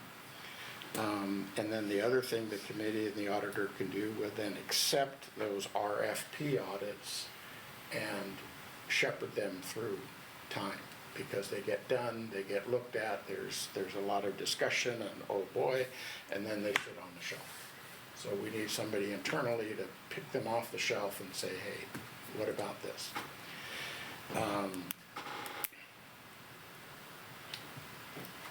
A lot of Shanda's audits did have a parallel to some specific RFP audits. Bridge audit was one that showed significant comparable to a professional audit. Road maintenance was one. She became the assistant director of road maintenance with that audit and learned a great deal about road maintenance. So as a generalist, it can be done. Keep in mind that Shanda's time, we recorded and kept track of her time, and only about 50% was actually audit function, actually doing audit work. The other 50% was administrative, training, getting to know the organization, a lot of non-audit specific functions. So the solution, I believe, to that, if we move forward with an auditor, we need to have more administrative support, such as minutes, recording, notices of meetings, all the staff functions. Casey, Dr. Creer was the most highly compensated minutes recorder in the nation because he did our minutes. He recorded them and he typed them up. That was a travesty. And it detracted from his function as an auditor and made him a clerical person, very highly compensated. So that doesn't excuse the fact that we hired the wrong person and failed to manage him, I believe, as a committee, and I take that responsibility. And I'm here to say that I am as dedicated to this function as Shanda and the other members of the committee, and we will not fail you again if we are given a second chance. Are you do you want to finish the presentation, or are you ready to turn it over to questions from the I commissioners? just had one more. Were you done, Dennis? Well, I could take a minute and read some excerpts of this. This is what's known as the Yellow Book. It is the generally accepted government auditing standards Bible. We follow it. If you would like me to read some passages that confirm the value of internal auditing, I'm happy to do that. Okay. Section 1.11, because auditing is essential to government accountability to the public expects audit organizations and auditors to conduct their work in accordance with generally accepted government auditing standards, to follow ethical principles. Management of the audit organization sets the tone for ethical behavior throughout the organization by maintaining an ethical culture, clearly communicating acceptable behavior and expectations to each employee, and creating an environment that reinforces and encourages ethical behavior throughout all levels of the organization. The ethical tone maintained and demonstrated by management and staff is an essential element of a positive ethical environment for an audited organization. So as commissioners, if the money is not in the budget, I will donate a copy of each of these to the 5 commissioners. This is critical reading as you deliberate what you're going to get and what the auditor, the new auditor will do, and what the committee is responsible for. That's online for free as well. Yes, but I'm sure you all want it front and center on your desk so you can see it every day. I just have a couple other comments. I don't know if you wanted to ask the other audit committee members who are here now, or if you want to do a Q&A. I would just say that I'll defer to you on that as to how much time we want to devote to the commissioners' questions. And Thank you, Commissioner Sorensen and the rest of the commissioners. John Borofsky here. I'm the chair of the audit committee right now, and I think for me, what I'm looking for is direction from you guys, which way you want this position to go. I've seen it function well, and I've seen it function not well. I believe that there is an importance to it, especially on the risk assessment side.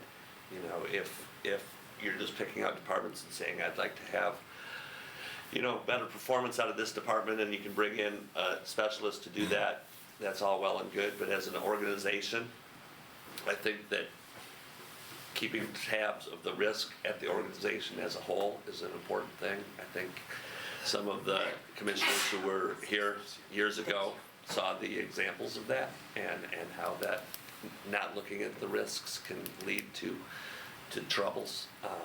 But what I'm here for is to just get the direction that you guys want to go, and if it's continuing on in this direction, being willing to help you to steer that boat as far as what position you want to have.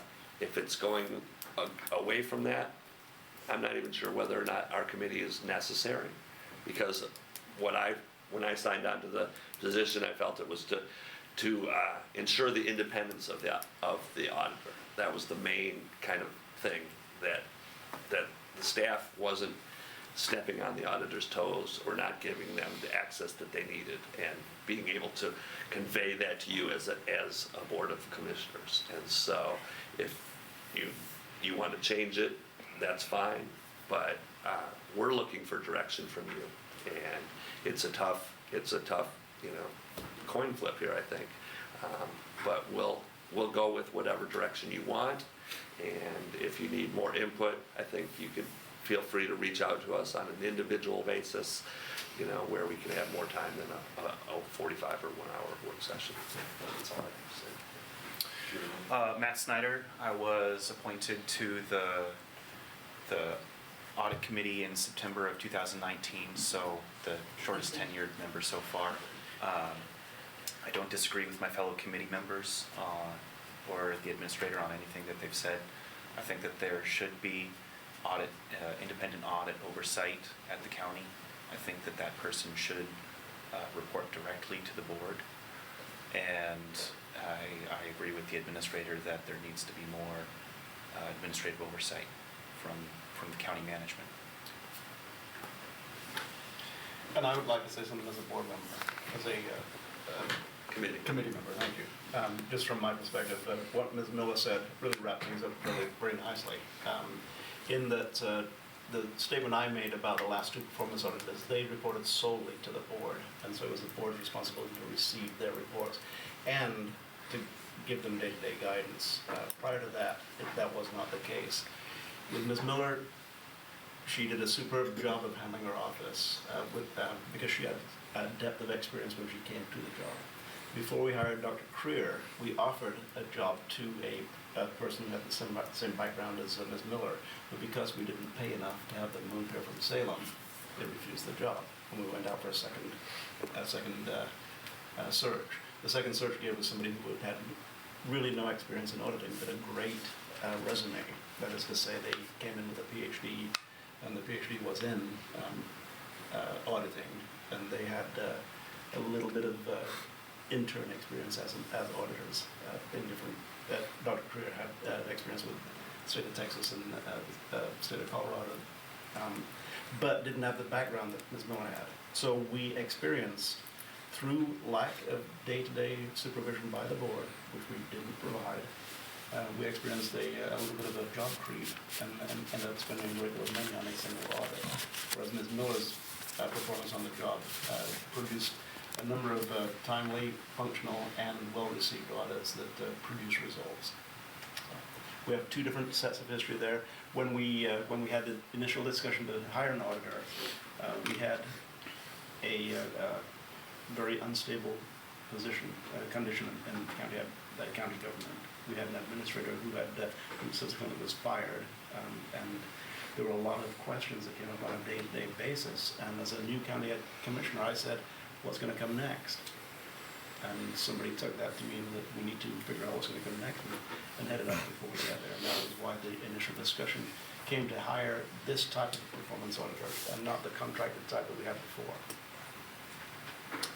So just some closing comments, Mr. Chair, and then we'll turn it to you to the commissioners for questions. This is, you've been presented with these general questions. I would, and I have had the opportunity to speak with Ms. Miller prior to the meeting, just talk about, depending on the board's direction, and we've talked at the staff level, depending on the board's direction, there's additional work that we would need to do, that we would recommend we do and come back to you. For example, if the board's direction is we'd like to continue with the current structure and hire an internal auditor, we would recommend that we do a market analysis of the position and consider what the salary and compensation for that role is and make sure that we're within market so that when we go out and recruit, we're competitive and we can really recruit the best person for this role that you want to have. So doing a market analysis, considering other aspects of the function. There's been a lot of talk about, we have added some extra help funding in the auditor's department over the last couple budget cycles, but is there a need for a part-time administrative type position or others? I would caution the board that the more we just had a presentation on equity and you heard kind of a push for, well, we may need more resources for equity. You're hearing that that everyone could use more resources to provide a higher level of service. There's also direct services to the community that continue to be significantly underfunded in the areas of public safety and mental health and housing and homelessness services. So, and there's only so much money to go around. So we can work through those dynamics but I think there are both some things to consider with the compensation for the position as well as other support and accountability that we probably would want to consider. Conversely, if you go the different route and you decide that you want to contract out, we'd recommend that we bring back a proposal for you to consider how we would internally administratively manage that work. I want to make it really clear, nobody is suggesting that I've heard is suggesting that the structure, the role of the board, the accountability and the reporting relationship for internal or contracted auditing to the board change, that the role of the internal audit committee change.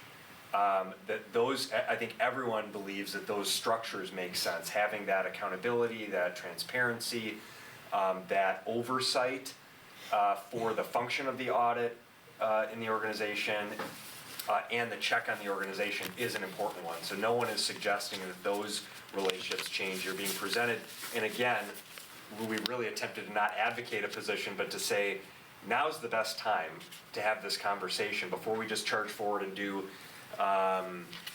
sort of what we've done in the last few years, and because the board asked us to take a look at this, we wanted to bring those options forward. So we'll stop there and prepare to answer any questions you may have. Okay, thank you very much. Appreciate your presentation and all the great work of the people on the committee and staff. I guess in terms of what's the kind of feedback that I'd like to give in this is I really appreciate the emphasis on risk overall to the organization. To me, we have great people working in this organization. They work really hard. They dedicate themselves. But there are risks, and we have seen in the past some fairly serious risk that had we had this function in place, we would not have had. So one good thing is that everyone recognizes that identifying risk is one of the main things here.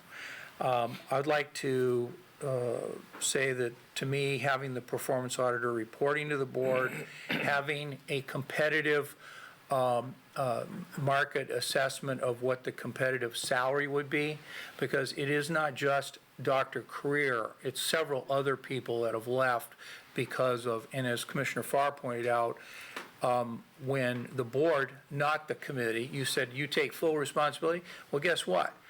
The Board of Commissioners, not the committee, hired Dr. Career. And we also hired all the other appointments that we made in the past who were all undercompensated and left, in part, not totally, but in part because of compensation.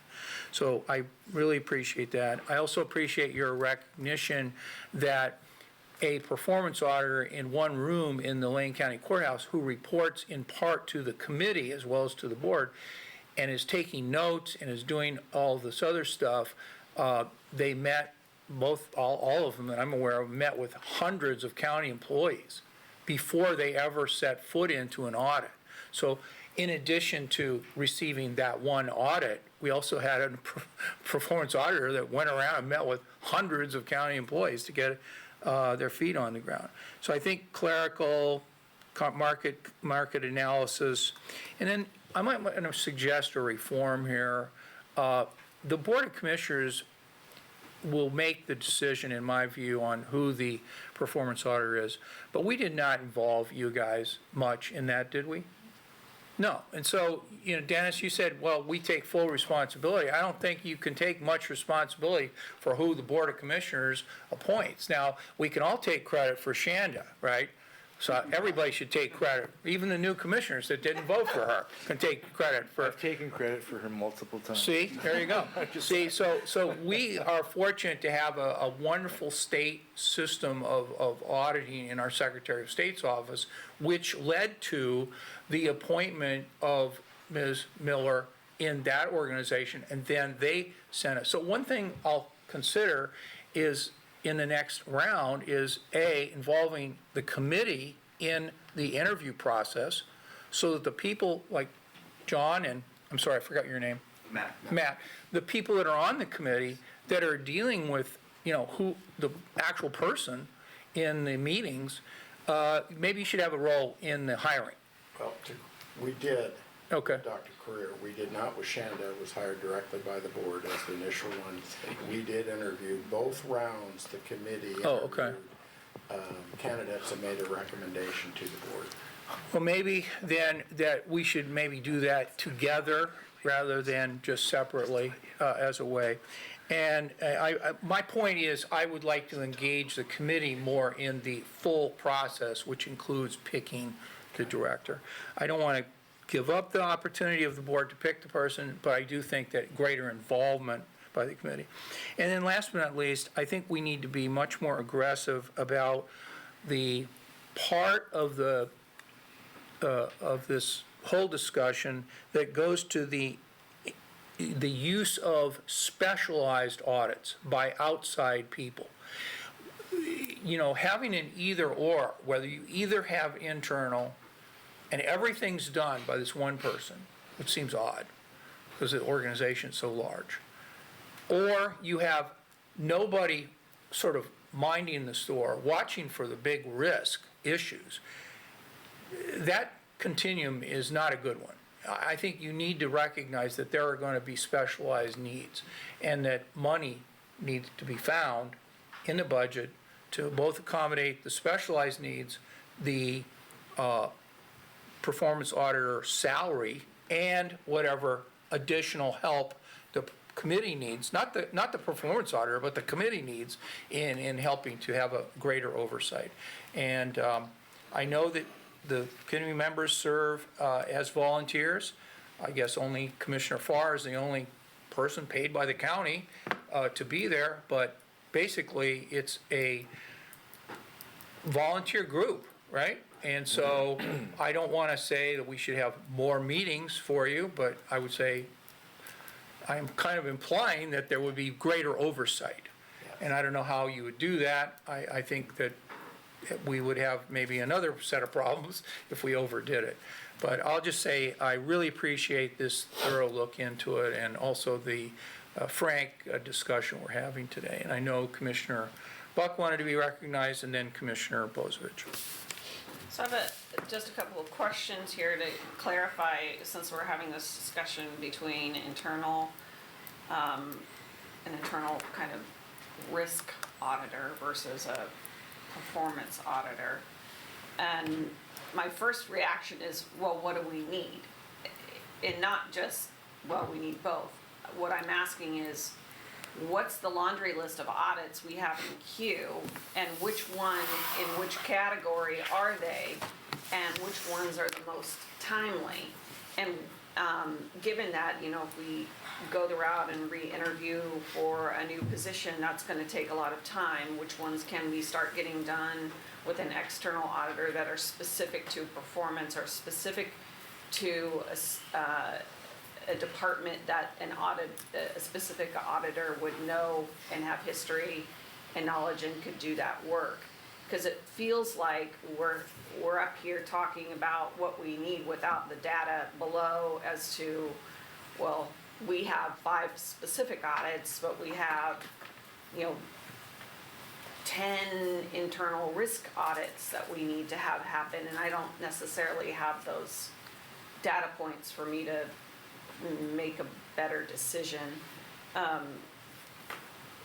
Along with that is,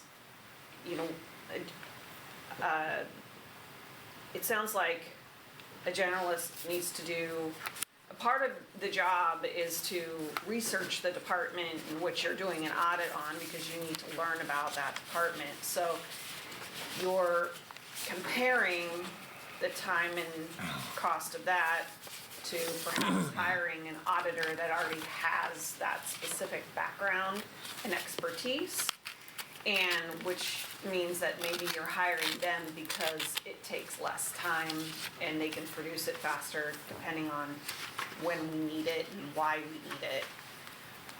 So, there's a couple things to compare there, along with what is the data of what we're looking for in queue right now. It's just a time versus money, question. The risk manager type of audit position makes sense more if it's an internal person for the county, not the specific audits that have been hired out already.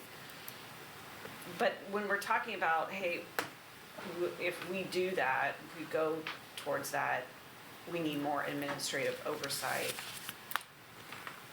on that person, yet you're asking them to be independently contracted with the board.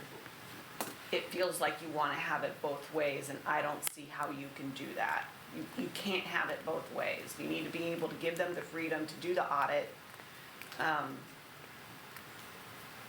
And how, I would just like to know more about what you mean by administrative oversight. Because I don't see you being, you know, in your position having administrative oversight, but you are yet directly contracted as well. So I can't reconcile that right now. And that really goes to, I think, the core of what you want this auditor to be doing. And if you want them just to be an internal risk auditor, that would lend itself to maybe being under an administrative oversight and under the administrator. So these are just, I'm putting out all the questions that I have that I feel like I need a lot more answers to in order to make a better decision.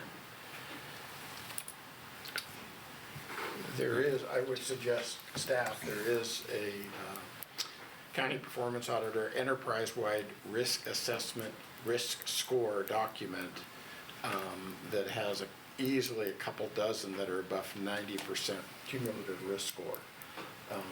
So if you're not familiar with that, I would. What year was that done? This was done in 2015. Shanda did it. And there is a very long list of very big departments that have not been looked at. Some have. Yeah, Some don't. But so, I imagined there were plenty. I Yes. just don't have the numbers Okay. and the timeliness required of them and okay. that kind of Well, thing. I It's think in order to. that's good information for you to have. The challenge is it's 4 years old, and I think it was recognized, the committee has talked about this, really the first thing that needs to be done, the next thing that needs to be done is a risk assessment. Because it's been 4 years, so it's probably true that some of those things that are on that list from 2015 would still be on the list today, but given that 4 years have passed and a lot changes in 4 years, we need to do that other assessment. The other comment I just, in response to your questions, the last question about administrative oversight, I think what we found the challenge is the board has 3 employees, the administrator, the county council, and the auditor. So the 5 of you serve as the supervisors collectively for those 3 positions. I interact with commissioners daily, certainly weekly. Sometimes hourly. Sometimes hourly, or all the time. So the amount of contact that we have and oversight, I also work in, so there's the opportunity for violations or major administrative issues to happen are less likely. I mean, I say this with the exception of past history of this role. County council is similar. The board interacts maybe less regularly and it's just not specific to individuals, I'm just saying positionally. The board interacts probably on a weekly or semi-weekly basis with the county administrator. The board interacts very infrequently, particularly with the last auditor. With that position, the position also oftentimes works very independently, doesn't have other staff, and so the challenges that, and I'm not giving you a solution to how to fix the administrative challenges that we saw there, but we just saw violations of policy, the inability when other administrative staff in the organization would say, this is a violation, you have to do it this way, or this is the procedure or policy, a sort of disregard for that, and there's no accountability then for those decisions. Shanda maintain a really close liaison with. Right, and I'm not speaking to that.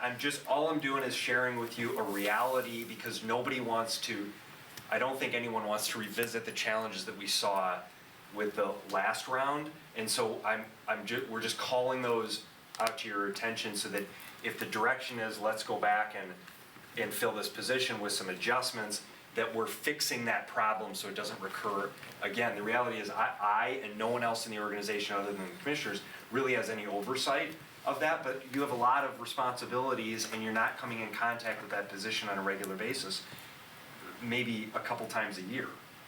And so it may just be an expectation that needs to get set with the next person in that role if that's the direction that you go. Okay, Commissioner Bozovich. Thank you.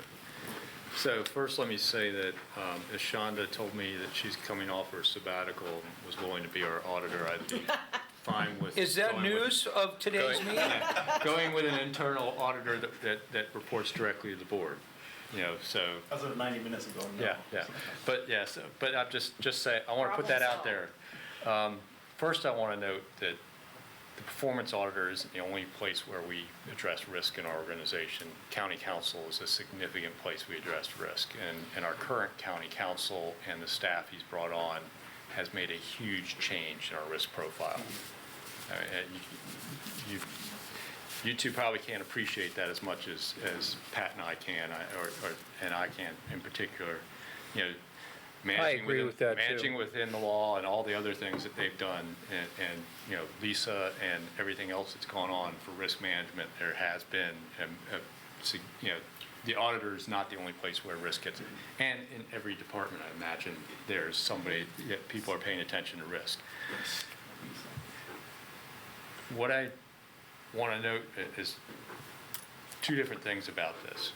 One, direct employees to the board present risk in themselves. In fact, my first year on this board, I settled 2 lawsuits that were due to board members' interaction with employees. Rudy and the DYS employees. Both direct interactions with commissioners that created the suits. Hundreds of thousands of dollars in settlement. So just, by the way, a little bit of history. That's beyond my history. Yeah, a little bit of history. So there, there's always that opportunity, and then there's even opportunity for that employee to create risk versus, a consultant that's covered by insurance and everything else, just internally. So every employee we have is a risk. Just so when we start talking risk, I want to make sure we have balancing of that risk. This, to me, reminds me of the whole discussion around building officials. There is a limited pool of people that have the skill set to be a building official. So their price is really kind of high, to get a good building officials. And that, which means you have to have enough permit volume going through your organization to justify internally hiring a building official. So you don't see Dune City with a building official. What you see is Cottage Grove has a building official and contracts with 2 other cities to keep them busy. We have a building official because we have enough work. So that it's that sort of thing. Performance auditing, good performance auditors are a limited commodity in the workforce. I mean, they're a subset of a skill set. You have to have that accounting background, then you're auditing, and then performance auditing itself. So you get down to a very fine subset. One of the things I question is, are we a big enough organization to afford the salary needed to present out there to have to have an internal auditor and to keep them busy? That's a question we sort of, along with how many audits do we have and what type, for me is, are we really that big enough organization? Secretary of State's office managing an entire state, can hire several of them. We're not exactly the same size as the Secretary of State's office. When you think about number of employees, size of budget, and everything else. So for me, that's kind of one of the considerations. So what do some of the smaller cities like Dune City do? They contract out all their building officials. They go to a private consultant that can contract with multiple small jurisdictions and hold on to that skill set, possibly. So that's, when you start talking about contract versus direct hire, one of the things we have to consider is, what is the labor pool for that? And are we large enough to afford having that skill set internal versus contracting for it? And are we even large enough to keep that person busy all the time? I think we are. We can keep an internal auditor busy, but if we are going to go that route, we have to seriously question, because we did have a failed recruitment, and then Dr. Creer we hired, he was the best of the pool. Everyone, we're sorry, there were problems and everything else, but he was really of what we had to choose from, he was the best. And we've obviously paid enough to bring him, have him change states and move, across, halfway across the country. And he had tremendous skills. I mean, Yeah. he was a very. I mean, there are certain things about Dr. Creer that were great, but, you know, there are certain things that weren't either. You know, some of the time card issues around his intern were just one of those places. We can go there. But, you know, it's, you know, so for me, we really need to have that discussion of, is this like a building official and a performance auditor? And is there that specialization? I mean, that's where I cringe sometimes when I hear cities wanting to go to elected performance auditors. It's like, wow, you know, and in your city, are you going to have that skill set available, you know, from your electorate? Just makes me cringe, you know. So you know, an elected auditor, maybe there's enough CPAs that have audit experience out there that you might be able to get somebody to run an audit. Yeah, but yeah, it just, I was cringing when one of our local cities was thinking about having an elected performance auditor. So that's just, you know, put those thoughts out there. I kind of am leaning towards the idea of contracting audits out in some ways for part of that reason. If we are going to lean towards the other side, we definitively need to look at a compensation study of some kind and finding out what it's really going to cost, what's really needed to have an office in charge. Because I think we'll find out that we're going to have to pay considerably more and maybe even provide clerical and other support staff to manage the administrative oversight and other issues, so we don't have somebody that makes $150,000 a year taking minutes. Although I don't know why a recording device can't do some of that. But yeah, but I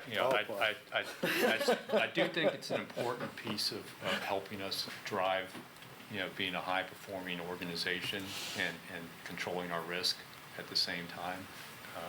But I don't want to say that we're ignoring risk as it is if we don't have the position filled, because we have lots of other places. It's like, you know, it's one of the reasons why we have an HR person. Kind of keeps us out of trouble in a lot of places, risk-wise. And an IT person. And an IT person, yeah, when you talk about, you know. And a budget person. You know, external, you know, financial, human resource, you know, there's all sorts of places where there's organizations at risk, and we have, you know, professionals we've hired in those areas, hopefully, that are protecting us from risk. Okay, do any other commissioners want to make any response? Go ahead, Joe. Well, no, actually, do you want to say something? Well, And then no, I have a lot to say, but I'm going to write it.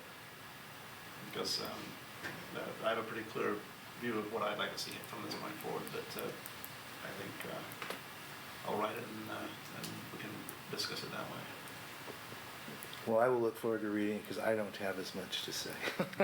Well, the only thing I'll say is that I was a part of the process from the beginning. When we started this, Jay talked about the fact that we have a functioning council that reports to the board that handles risk.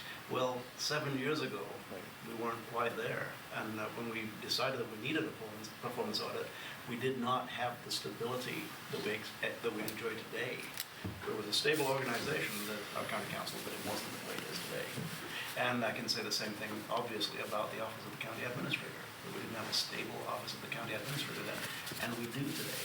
So many of the things that caused me unease when we created this position have been settled. Actually, thank you. And that, yeah, what I wanted to say was, you don't need a lot of pedigrees to be a county commissioner, so I hope this doesn't sound too dumb. I'll begin by saying I tend to align with Commissioner Bozovich's perceptions. But what I also want to say is I've lived in I have not been a commissioner and directly subject to some of the vicissitudes that you were referring to. I've been a resident, and I've known what the optics of those have been to the consumers of the news about all of that. And with that, I bring the following. Could you possibly put the financial comparisons chart back on the question before I start talking? Are those two comparisons, Steve, during the same period of time, or you're just demonstrating cost comparisons? Same period of time. So in the same period of time, we paid almost $600,000 for this task as it relates to either an employee and/or contracted services. There's got to be any more efficient way to go. My opinion is that especially when that we are in an organization where ethical behavior is practiced, from what I can observe through all levels of the organization. And so, as I come in, I have the trust in the organization that Commissioner Farr was discussing. I feel that this is a stable organization. Doesn't mean there aren't always things to look at, and there aren't always areas to improve. But I fail to see why we need to establish a structure that was established during a fundamentally different time and dynamic in the county's administration. And while I completely agree with Commissioner Buck that it'd inform a decision to understand where the most pressing audit needs were, what the scope of those really looked like, why they were pressing, in order to determine, well, do you contract it out or do you have someone in? I personally don't buy the argument, for whatever it's worth, that having a full-time auditor is a better commitment to long-term organizational change, because I've observed the history of the length of time of the last two full-time auditors. And, so I think we're getting great leadership from the top. At this point, I'm not convinced we need to rehire the position. I don't hold that feeling strongly. I'm just sharing with you why I feel that way. And I'm concerned with the kinds of costs that are going out until we create a stable structure that everyone agrees takes care of the issue and we can move forward with. I also think, however we go, the role of an audit committee, your committee, becomes critical. Thank you.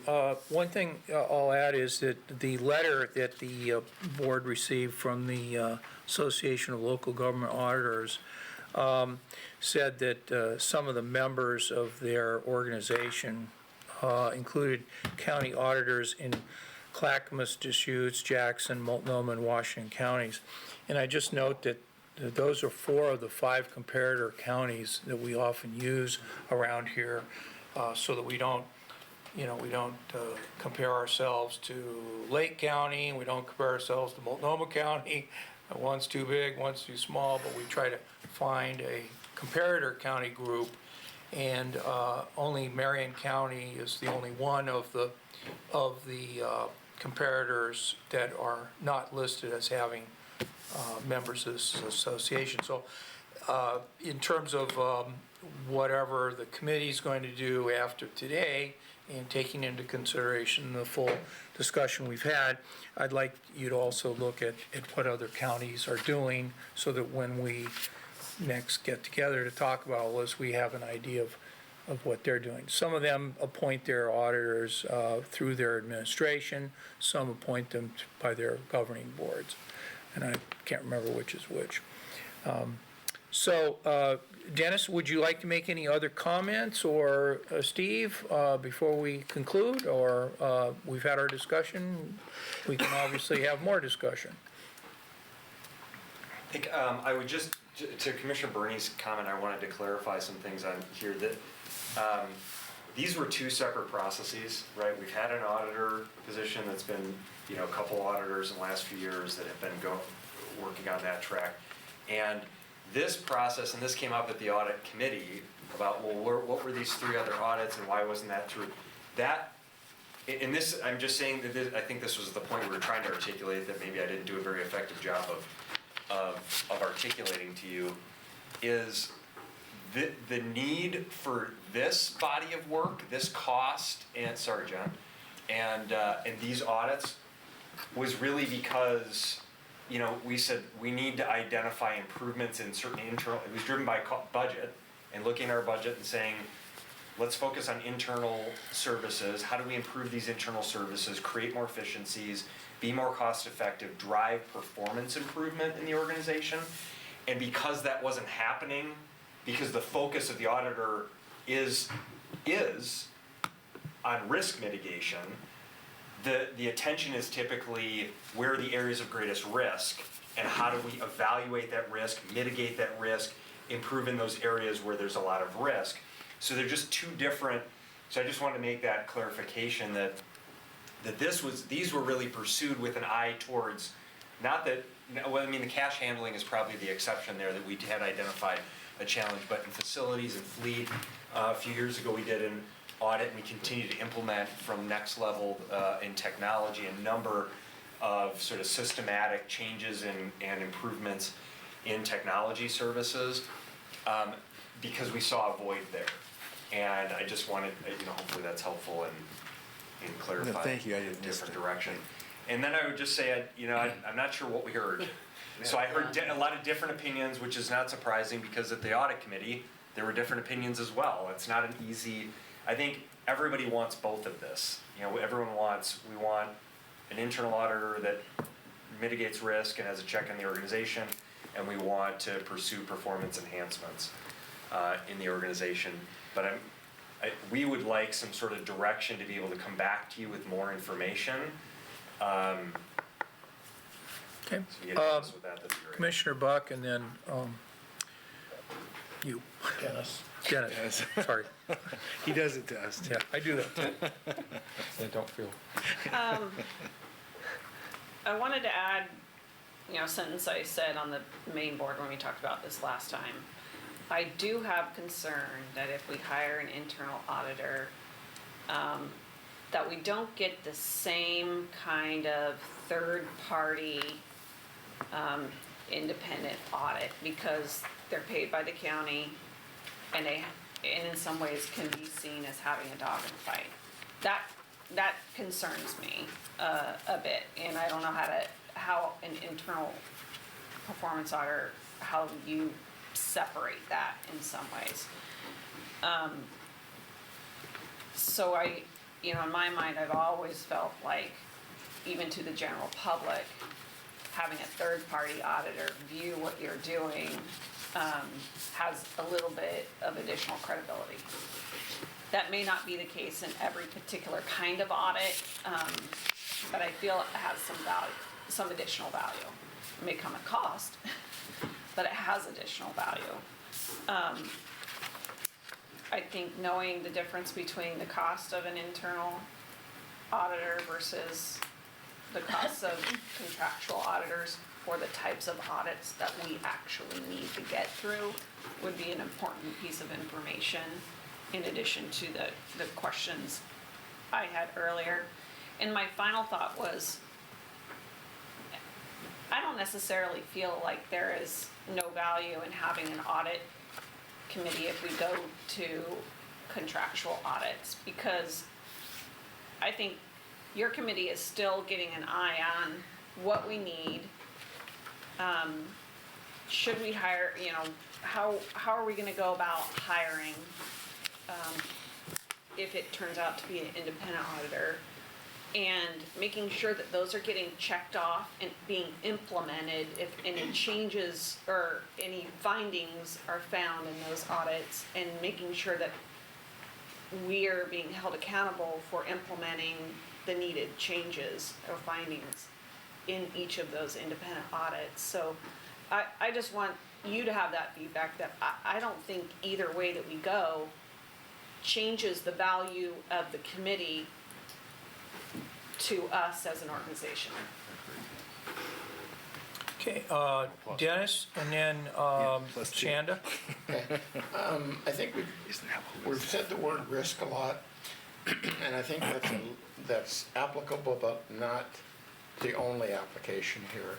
The purpose of an audit is to look at a department or a function and say, what are your challenges? What is the laws? How are laws implementing or affecting or prohibiting you from doing what you need to do? What are the funding? And of course, all the departments are going to have funding issues, but perhaps funding styles or changes could improve the delivery of service? What are regulations doing to you, both internal and external? And there is a good example of that. Number one, one of the early ones was behavioral health, or had to do with that, where county policy, nurses were in big demand, huge demand for nurses, but county policy prohibited us from identifying a good candidate who wanted to come to work. It took about 6 months to get that person on board. Meantime, they've had dozens of other job offers. So we identified those issues in an internal audit. The other one was a part of behavioral health, where there was a whole list of limitations that were provided in the audit. And sitting right here were all the relevant department heads and senior management. And after that audit was presented, I asked them, is there anything in the audit that is new to you folks? And to everyone, to a person, said, no, we know this is going on. But the purpose and the value of the audit was, it was an independent auditor saying, here's a list of issues. And it came to the light of day. It came from an independent third party, and it gained immediate traction for implementation of changes to help that part of the organization. So risk is important, county council, human services, but it's much more than that. It digs in, it drills down, and tells you where you could do better with what you have. And that's the critical factor of an independent auditor working from the risk assessment. Okay, Shanda, go ahead.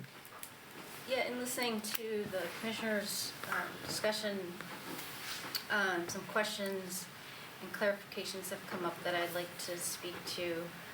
And actually, I have a question for Steve. On those 3 consulted audits, did those folks follow government auditing standards in performing that work? I don't know, yeah. Okay. We can check on that.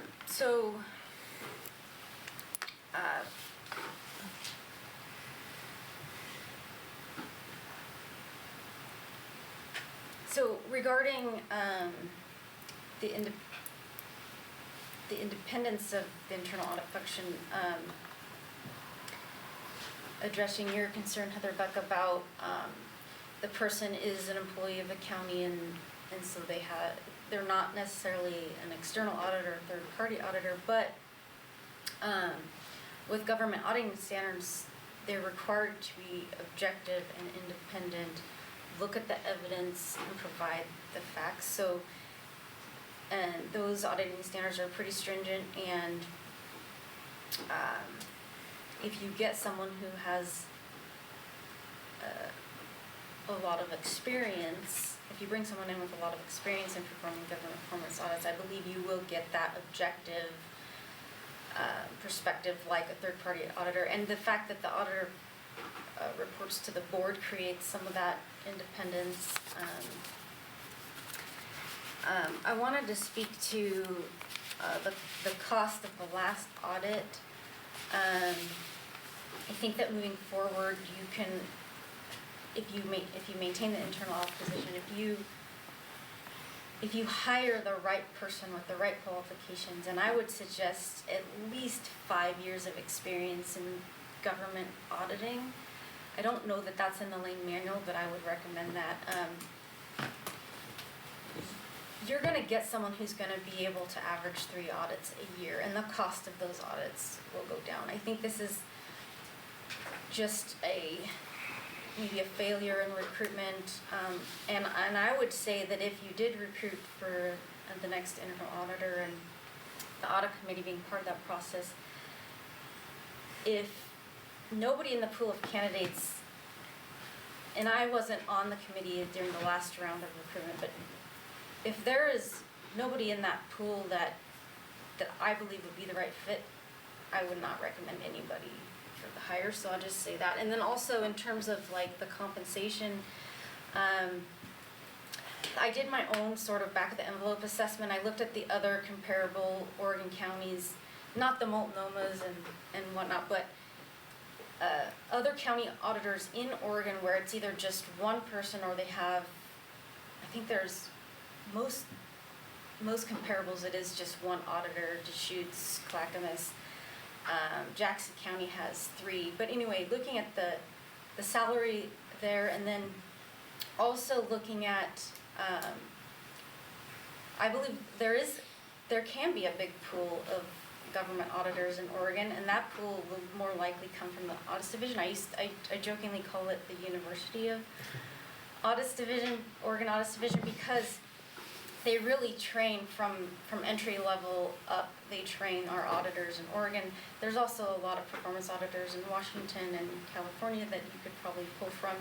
And I believe that pool is, and that gets back to my question to Steve about, were those contract audits, did they follow government auditing standards? Because I would say that the pool of contractors who are specialized in specific areas is going to be much, much smaller, especially those who follow government auditing standards. So just in terms of if you're thinking about contracting out audits, I believe you're going to have a tough time finding contract auditors to do that work. I only know of one contract auditor in Oregon. Of course, I mean, it doesn't mean there aren't more. I'm pretty involved in audits in Oregon, and I only know of one. What else was I gonna say? Oh, so going back to, so the audits division could be a source of recruitment for this position. I looked at the current salary of a principal auditor, which was what the position was that I was in before I was brought on to Lane County. And the principal auditor at the state level's salary range is slightly higher than the salary range for the county performance auditor. And the comparable counties that I looked at, current salaries are slightly higher than the county performance auditor. But the good news is that I don't believe, if you did look into compensation and you chose to recruit again for an internal auditor, I believe if you do the comparison, you're probably only going to look at adding another $10,000 to $15,000 a year to make it competitive. So it's not like you have to make it a $150,000 salary or $200,000 salary. It's just bumping up that little bit more, because if you're wanting to recruit, say, principal auditors from the state, and they're looking, and it's almost like, well, I'm going to make the same if I transfer to Lane County and become the county auditor. So just looking at that, but it's not that, I don't think it would be that big of a jump. And I believe you're going to find a pool of qualified candidates if that's what you choose to do. And Commissioner Bozovich mentioned, if I said, put my hat back in the ring, and She's gonna take you up on it. I believe you will find people trained like me, and you will find a pool of people trained like me with the government auditing experience, with the philosophy of auditing that I have of adding value, building trust, being objective, being fair, being independent, being efficient, getting 3 audits a year. There is that pool out there. It's just making the salary a little bit more competitive, and I believe you will get there. And if you choose to recruit, I will for free be your recruiter. I will get on the phone with all the people that I know and suggest that they apply for the position. I think I addressed most of the concerns and questions that I heard, so thank you. Okay, Mr. Borowski, Chair of the committee. Yeah, just one thing, and I think this kind of goes back to what Steve's asking for. For me, what I think is needed from the board is a policy decision, because you have a policy in place right now that was put into place years ago that said you have an independent performance auditor hired by the board. And that's what's on the Lane manual, and that's what's codified right now. So what the administrator is asking you is, do you want to change that policy? And I think that's the direction that you guys have to think about this in. Is the direction that we're in right now, that is codified, the direction that we want to continue going forward? Do we want to abandon that and go a different direction, or do we want to modify that? And that's the direction that I'm hoping to get from as a committee chair. As far as the trust and the stability that the organization has right now, I agree with everything that's been said. But that doesn't mean that that person's going to be sitting in that chair in 2 years, and that the county council is going to be sitting in that chair in 2 years. So things do change. So that is also a consideration to think of. There was a lot of thought that was put into this by a different board, but when it was put together. So I think that is the question that the administrator and our committee is asking of you is, what policy would you like to put forward? And we'll take that and run with it, because that's what the administrator does anytime you guys set a policy, and that's what I think we'll do as a committee. So that's just where I'm. Yeah, no, I appreciate your clarity there, because I have not, discerned a big change in terms of, there's been discussion for sure, but Commissioner Bernie. No, thank you. I have a question then. When was that policy put in place? 2014.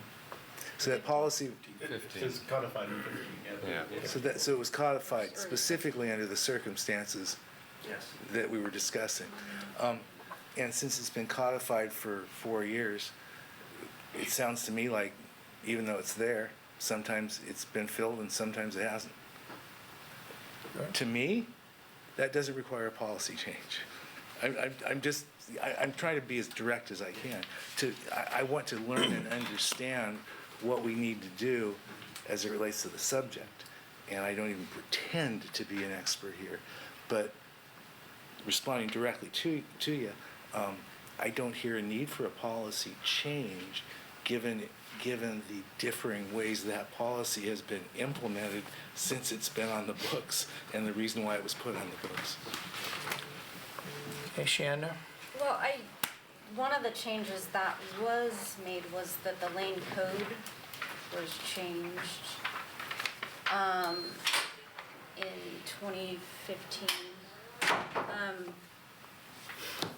That, I don't have it in front of me, but basically in summary states that when a vacancy occurs, that the board will work to fill that vacancy as soon as possible. So I think that Right. there may be a policy concern there if the board chooses not to recruit for the position. I don't know. I mean, I'm just stating that change, I guess. Dennis? I feel like, Chair, I have to. I feel like Okay. a coach. Commissioner Farr is excused. He has to go to another meeting. I feel like a coach that we won the Super Bowl with Shanda, and I've just lost the first game of the season. I would ask, give us a couple years. You can see your way to give us the current system a couple of years. Thanks, And give the county administrator the latitude to do an outside, I call those RFP audits, as needed. He's a smart guy and he knows this organization very well and he knows what he needs. But give us 2 more years and see if we can win another Super Bowl. Good. Okay, does anyone? May I do one sentence? Yeah, you before I can leave? certainly, go ahead. I agree with Joe. We don't need to look at a different policy currently. We've had extended periods of time historically without a performance order. And Steve, with staff recommendation, with any audits that are independent that we need in the next year or so, we can contract for.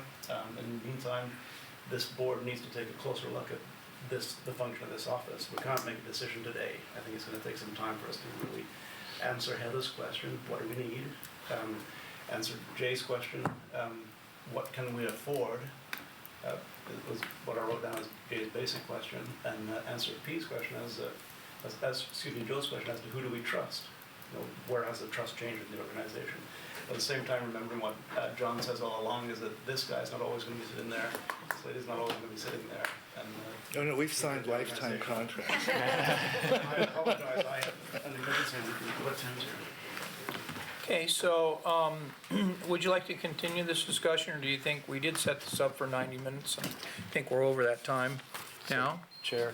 Yes, If I sir. can make a suggestion that the existing risk assessment get distributed back to the board again. One is from 2015, because it was something, which was something I asked the previous performance auditor to distribute to the board and never did get distributed before he left. That's gotta be frustrating. Yeah, before he left. But so if we could get that done, and if I would ask that with 3 head nods, we could direct staff to do a compensation, at least a quick compensation study, and come back to the board with what would be a competitive compensation package if we were to go back out and recruit this position. Can I add a little bit to Sure. that? Which was, what is the, not only how much would it cost for markets, for a competitive compensation, but what does that compare to the cost of contracting out items for that position? Just to Yeah, compare which I apples think to that's why apples. we need the list of, what would be Yes. the next 2 Yeah. or 3 audits we'd be working on. Can't really decide whether, what's that contracting out look like unless we know what Right. what the work plan is. But then, even if we had a price of what the C would be, you still don't have a. I would be very interested also in, and I think this is all directly responsive to this request, and that is that the comparator counties that the National Association mentioned, I think should be part of that, that inquiry as well. Because if we already have 5 counties in Oregon, 4 of which are comparator counties, we should get that information for the board as well. So go ahead. I'm sorry. So what I'm hearing right now, takeaways to get back to you is, 1, get all of you copies of the 2015 risk assessment that was done. So Yes. we will do that. If there are 3 head nods. And could that be put on the county website? I think it is. Probably is under Not- the we could- Performance yes. Audit Committee. Okay, We can raise its profile. yeah. 2, do an initial market analysis with our comps the way we usually would. And what I would say, and this is getting back to Ms. Miller's comments, I did ask Laura what our current MQs are for that position, and the current minimum qualifications are a bachelor's degree with 5 years of experience, or a combination of education and experience. So just so you know, that'll be the analysis that we will compare to. And then what I've also heard is there's an interest in finding out whatever that compensation market analysis is, how does that compare to what the cost would be of contracting out similar work? Are those the? Yeah, that's good. That's good. That'll be a good All right. follow-up. Yes, Ms. Miller? I just had a brilliant idea, a suggestion. You're giving up on your dream and you're coming back to work. Yeah. What was that dream that took you away, by the way? Not to be performance auditor of Lake County. The risk Travel license, assessment Yeah. that I performed in Still being old, 2015, that, old like us. so actually, some of my auditor colleagues girl. are attempting to move toward getting management to do their own self-risk assessment, and I just had the thought that county administration could actually redo a risk assessment itself, and basically having departments do a self-assessment. And if you can get into the work papers that I had and the basically the format of how I conducted the risk assessment, you could recreate it and take a fresh look now, today. Now, of course, you're not gonna have the objective independence of the auditor doing it, but I think you're still gonna, you're gonna still doing a self-assessment, you're gonna see where the risk areas are rising to the top now 5 years later, or 4 years later.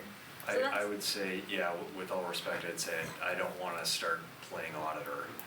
Sure. Our executive team has neither the capacity nor the expertise to sort of take that role on. So I appreciate the thought about, certainly we can help to advise and collaborate in those areas, but I think it creates We're stretching these guys pretty thin. Yeah, we're right now in the process of having a lot of conversations about how do we pare down and focus our efforts so that we can be more aligned and successful in the strategic areas the board wants to go. So I want to be very careful about capacity as well as blurring the lines of sort of expertise and authority and accountability that we talked about here. Okay, well, thank you very much. I think this was very fruitful, and I'm looking forward to other work on this topic. And thanks very much to the committee, especially the volunteers on the committee. Dennis wants to have another word. Go ahead. No, we're gonna talk later. I want to figure out. We're gonna talk later. Okay. You weren't brandishing. Me and Dennis are gonna talk later. Like brandishing, okay. So, thank you so much, and we are adjourned. Thank you. It's very, we've not met, it's very nice to meet you.